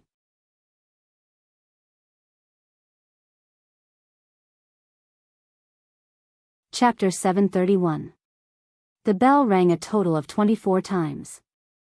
It was silent in Zetian Palace Hall, and all the officials knelt on the ground. This was a way to cherish the memory of Empress Qin Yin. In year 7736 of the Empire calendar, Empress Qin Yin had died in the blood-red abyss. For years had passed, but everyone knew that on the day Qin Yin had died, she had just turned 24 years old.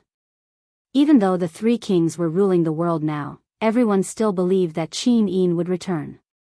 This was because she was the legitimate heir of the Qin clan, and she was also the only person in the imperial family who possessed the divine essence. After the bell rang, Shengguan Jingyue, who was wearing the robes of the chief female official, walked forward and extended her hand, saying, "Sirs, please rise." Everyone stood up one after another, and when they raised their heads, they saw Qin Yan and Feng Jixing standing side by side in front of the throne. No one sat down. Ever since the 3 kings had ruled the world, none of them had coveted this throne. Lin Muyu had always believed that she would be able to find Qin Yin. How could Feng Jixing and Qin Yan not believe this as well? His Highness Yu has sent news from the other side of the ocean. Feng Jixing's voice was low, but he said very steadily, "There's another continent on the other side of the East Sea. The 2 plains have completely merged, and the world on the other side is called the Celestial Pole. It's ruled by 3 great empires, namely the Tianji Empire, the Celestial Empire, and the Blackstone Empire. The Celestial Pole is a place where martial arts are prevalent, and their strength far surpasses our Shattered Cauldron realm. Now that Duke Wei Wei Cho is leading the Longdan army camp to defeat the Devil Race at the Heavenly Gorge, the Empire should shift its focus from the Devil Race and Iha country to the opponent on the other side of the ocean. The officials were all astonished. Some of them had heard some rumors and knew that there was another world on the other side of the Eastern Sea region, but most of them knew nothing about the Celestial Pole. An elderly minister took a step forward, holding a jade tablet in his hand as he said respectfully, "Your Highness Prince Xian, this matter can't be confirmed yet. Moreover, even if there's another world on the other side of the ocean, we can send envoys over with gold, silver, and jewelry to make friends with them instead of just thinking about attacking them. The Empire has been through wars for a very long time, and its national power is not as strong as before. I hope that the 2 of you can empathize with the suffering of the common people in the world." Feng Jixing nodded. What Count Yuyang said is somewhat reasonable, but we must be prepared for both sides. While befriending the Celestial Pole continent, we must also make preparations for war. There's only so much land in this world, and the 3 great empires of the Celestial Pole continent can't completely ignore the richness of the Shattered Cauldron realm. If we don't make preparations, we'll only become lambs waiting to be slaughtered. Count Yuyang bowed his head and said, "I only hope that your highnesses will not be overly militaristic and harm my great Qin." Qin Yen was a little displeased. He frowned and said, "We know what we're doing. Count Yuyang doesn't need to worry too much." Feng Jixing's gaze landed on Jin Yifan, who was at the front of the ministers, and he said, "Duke Zhong, it's been hard on you to come all the way from the Seven Seas province. However, we still need Duke Zhong to come up with a plan for today's matter. How should the Empire deal with it?" However, Jin Yifan's dim eyes shone brightly as he said, "Since the Celestial Pole continent is separated from us by the Eastern Sea, we must reorganize our navy, build new warships, and use the strength of the entire country to strengthen the defense of the 3 eastern provinces, Lingdong, Tongtian, and Lingkong. Other than that, we must build the magic crystal cannons with all our might. Heavy cannons will be our greatest chance of victory." Feng Jixing nodded in satisfaction. Qin Yen said, "Where's the Minister of Works?" The Minister of Works' white beard was already fluttering. He took a step forward and cupped his fists respectfully. "This old subject is here. The forging and improvement of the magic crystal cannons are mainly the matter of your weapons department. I hope that you won't slack off." Yes, this old subject understands. At this moment, the Assistant Minister of the Weapons Department behind him said, "Your Highnesses, Lord Qin Xiling has sent us a blueprint from Tongtian province. It's about building a fortress ship." "Fortress ship?" Feng Jixing was stunned. "What kind of ship is that?" "Your Highness, the fortress ship is a new type of warship. Both sides of the warship are protected by thick parapet walls. Small magic crystal cannons can be placed in the cabin, and the parapet walls are wrapped with iron sheets to block the enemy's arrows and ballista attacks. Furthermore, the fortress ship can be divided into multiple levels. Not only is it a fortress of heavy cannons when facing the enemy, it can also be used as a transport ship. A large fortress ship can transport at least 2,000 to 4,000 soldiers of the Empire. Lord Qin Xiling's uncanny workmanship is full of wisdom, and he's an unparalleled genius craftsman. Once this kind of fortress ship is successfully developed, it will definitely become the overlord of naval battles." "Good." Feng Jixing was overjoyed and waved his hand. "Approved. Immediately give the order to start developing and building this kind of fortress ship." "But Your Highness." The Assistant Minister of the Weapons Department nodded without saying a word. "But what?" "It's just that the construction of the fortress ship is exquisite. Among the materials required are all kinds of strange iron and wood that are rare in the Empire. Thus, the construction of the fortress ship will cost a huge amount of money. Just tell me directly. How much does it cost to build a fortress ship?" Under Feng Jixing's intense gaze, the assistant minister swallowed his saliva and said, about 300,000 Jin coins is needed to build a large fortress ship. 300,000? Feng Jixing jumped in fright. So expensive. It's practically a fortress made of gold. The assistant minister of the weapons department smiled bitterly. There's nothing we can do about it. According to Lord Qin Xiling's design, the entire fortress ship is about 200 meters long. Thus, the wood used to reinforce the hull must be the extremely tough golden willow wood. This golden willow wood takes 500 years to mature, and it's originally a precious material comparable to gold. If we don't use golden willow wood to reinforce the hull of the fortress, such a large fortress ship will probably fall apart in a storm. I understand. So be it. 300,000 it is. Feng Jixing looked into the distance. The Ministry of Revenue's Minister of Works will be provided by you guys for the Ministry of Works to develop the weapons. The Ministry of Revenue's Minister of Works was a fatty with a small beard on his chin that looked like a goat's beard. His face was filled with a meticulous expression as he said, Your Highness Prince Xian, a fortress ship costs 300,000 Jin coins. In addition to the magic crystal cannons, sailors, equipment, and so on, the cost of a fortress ship will be 500,000 Jin coins. There are usually 1,000 fortress ships in the Navy, and the value of 1,000 fortress ships will be 500 million Jin coins. The Empire has already spent 1 billion Jin coins on the steel walls and the magic crystal cannons. The treasury is empty, so where are we going to get the 500 million Jin coins? This old subject really has no other choice. If Your Highness Prince Xian insists on getting this old subject to gather 500 million Jin coins, then this old subject is powerless. Feng Jixing's eyes narrowed and he smiled. Lord Zhang, your son has married a concubine and built a hidden beauty pavilion in the south of the city for her, spending a total of 30 million Jin coins. Someone has reported this to me. I wonder if it's true. If the Ministry of Revenue is really that poor, then I should consider if I should investigate this thoroughly. Where's Xiao Han from the Fire Sparrow Division? Xiao Han stood ramrod straight and said, Here. Pass the order. Xiao Han is to immediately lead the Fire Sparrow Division's troops to the Ministry of Revenue's Minister of Works Manor to investigate the matter of him embezzling resources from the National Treasury and abusing his authority for personal gain. Yes. The fatty was immediately scared silly.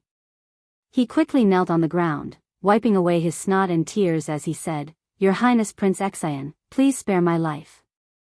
I, Zhang Rang, have been working conscientiously for so many years and have never abused my authority for personal gain.